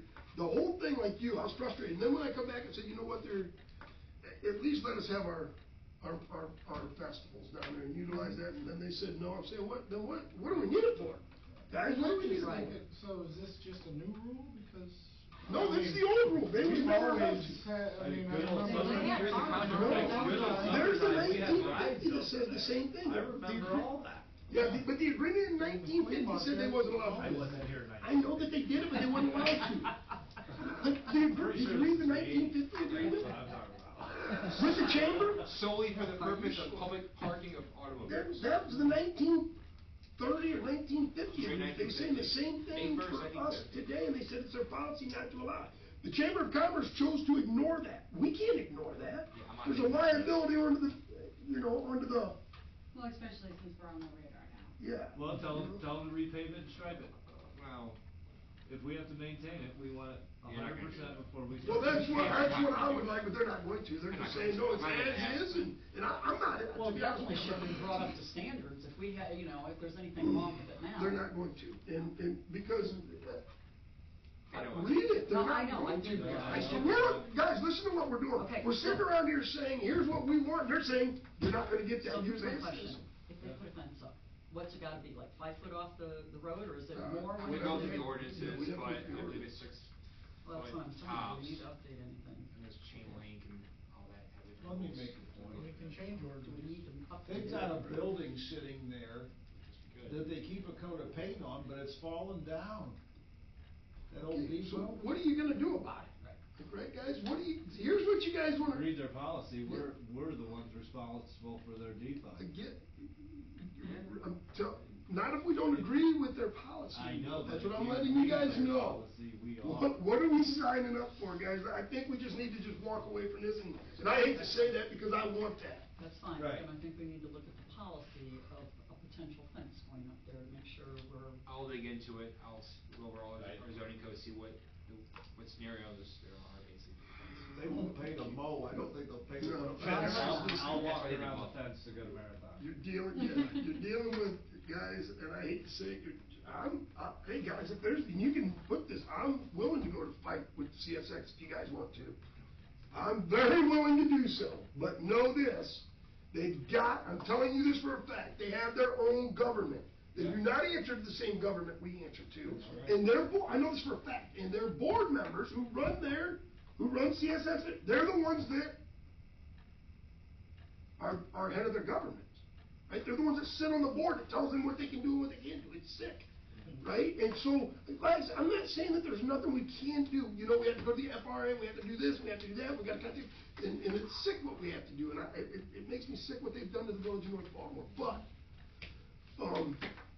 They put up a fence, they put up a fence. it has to go through me. Right, so Yeah. I'm in agreement that we should walk away. I That's just right. wanna know I that hate the walking away. policy is checked into. Guys, That's all I wanna you're know. saying the ordinance for fence, Yes, right?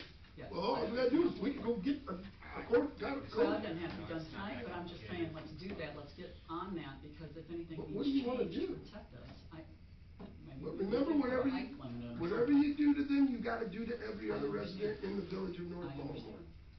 But, So, huh? Not if it's existing. Commercial.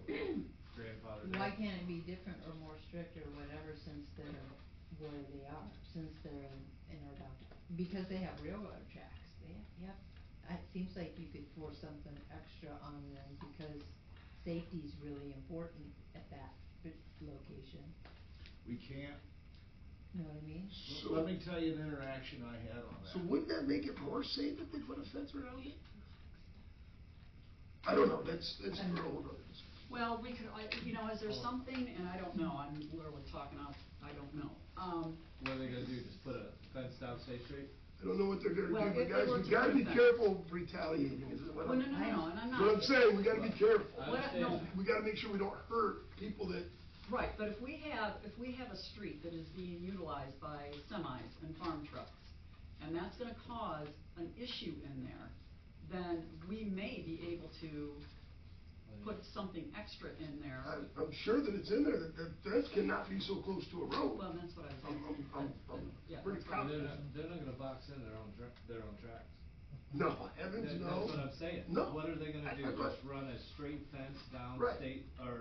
down State Street, They and can- then that's what it's gonna be? But guys, it's their property, they can do with it what they want, I understand. within our code. Right. Just like you can, just like I can on my property, just like you can on your property. And and guys, I share your frustration, I'm mad about this whole situation. What I'm more frustrated about is we keep going back and forth, thinking that they're gonna accommodate to our wants. And they're saying, look, this is our agreement, this is our policy, we're not gonna change for North Baltimore. And I hate that. All the bluff and walk away. Guys, I want that downtown parking, right? But they're just difficult to work with. So call their bluff and walk away. I mean, I'm telling you, I don't want to do that. I've been talking to Josh saying, let's go back to it again, let's go back to it again. The more that I'm sitting here having this conversation, how many more times we're gonna keep going back and forth? And they're just gonna keep telling us, no, we need to get this off of our desk and let them come back to us when they want to have a meaningful conversation. If council does not wanna pursue this any further, I'm completely okay with it. That's right, we'll let them know, what's the say off of a road? We gotta Well, he's. do the weed control then. just like we hopefully do everybody. So, just so you guys know, so are you guys so we know we're are you guys ready for me? Cause I'm gonna run right through this stuff. You already did. Hang on. Really, Go. all we got left Yep. is, council. Yeah, I added a couple, but we'll go through it first. So sidewalks been talked about, update on truck, clerk of council, we've tried to create a position that Matt brought to our attention that some other villages, do, clerk of council rather than, our clerk, it would be called a Clerk treasurer. Clerk treasurer, I think is what Becky's official title is, which means it's elected. There's other entities that actually have a clerk of council that's identified, which is an appointed position, not elected, never will be elected, and then you can fix their, salary, right? So when we try to fix Becky's salary and give her a raise, we can't until her term runs out, right? If we got rid of that position and brought clerk of council on, and I've got some language in here that Matt got for us, but I don't think we're allowed to, because I think those were charters that did that, and we're not chartered, we're statutory, meaning we go by the revised code, and but we're gonna look into that, and if we can, we'll bring it to you guys, so I just So wanna. this would take the position, that you would just be swapping. Yep, we would get rid of that position, Becky's position of what it is, rename it to where it would always be a higher position, right? Almost like our legal counsel, and then you could fix their compensation anytime you want. An elected position, you can only fix their salary, and it can only change after their term's over, and they will receive that if they run for another term, just like any of us. Josh is gonna look into that and get us the actual ruling on it. So Matt thought it was something that we should know and look into. It's all in that packet again. Update on the levy, we've already talked about. Update on the code enforcement officer, we interviewed 2 very good candidates. Tomorrow, we should make a determination and, bring that to you guys for Tuesday, and then we can start working on exactly what you just brought up, like weeds and stuff like that. We got a lot of work out there to do, just continue. So it's almost like we was doing great, and then dropped off. Down on my street if you don't have anywhere to start. Yep, we will. We need to start with some of them. Yeah, but but keep in mind, it's gonna be a new code enforcement officer, so it's gonna take them a couple weeks to get acclimated, get them set up, get their routine, learn the book, learn the policies, and then talk to you guys. I already talked to you guys about the trees and stuff, so that'll be going forward. That's all that I just wanna let you guys know a couple of things real quick. I'm so sorry, I'll get through this. So there's that clerk of council that he brought to our attention that, That's charter. Josh is gonna look into. It's mentioned. I got you. You're gonna say you was gonna look into it. I gave you the whole packet.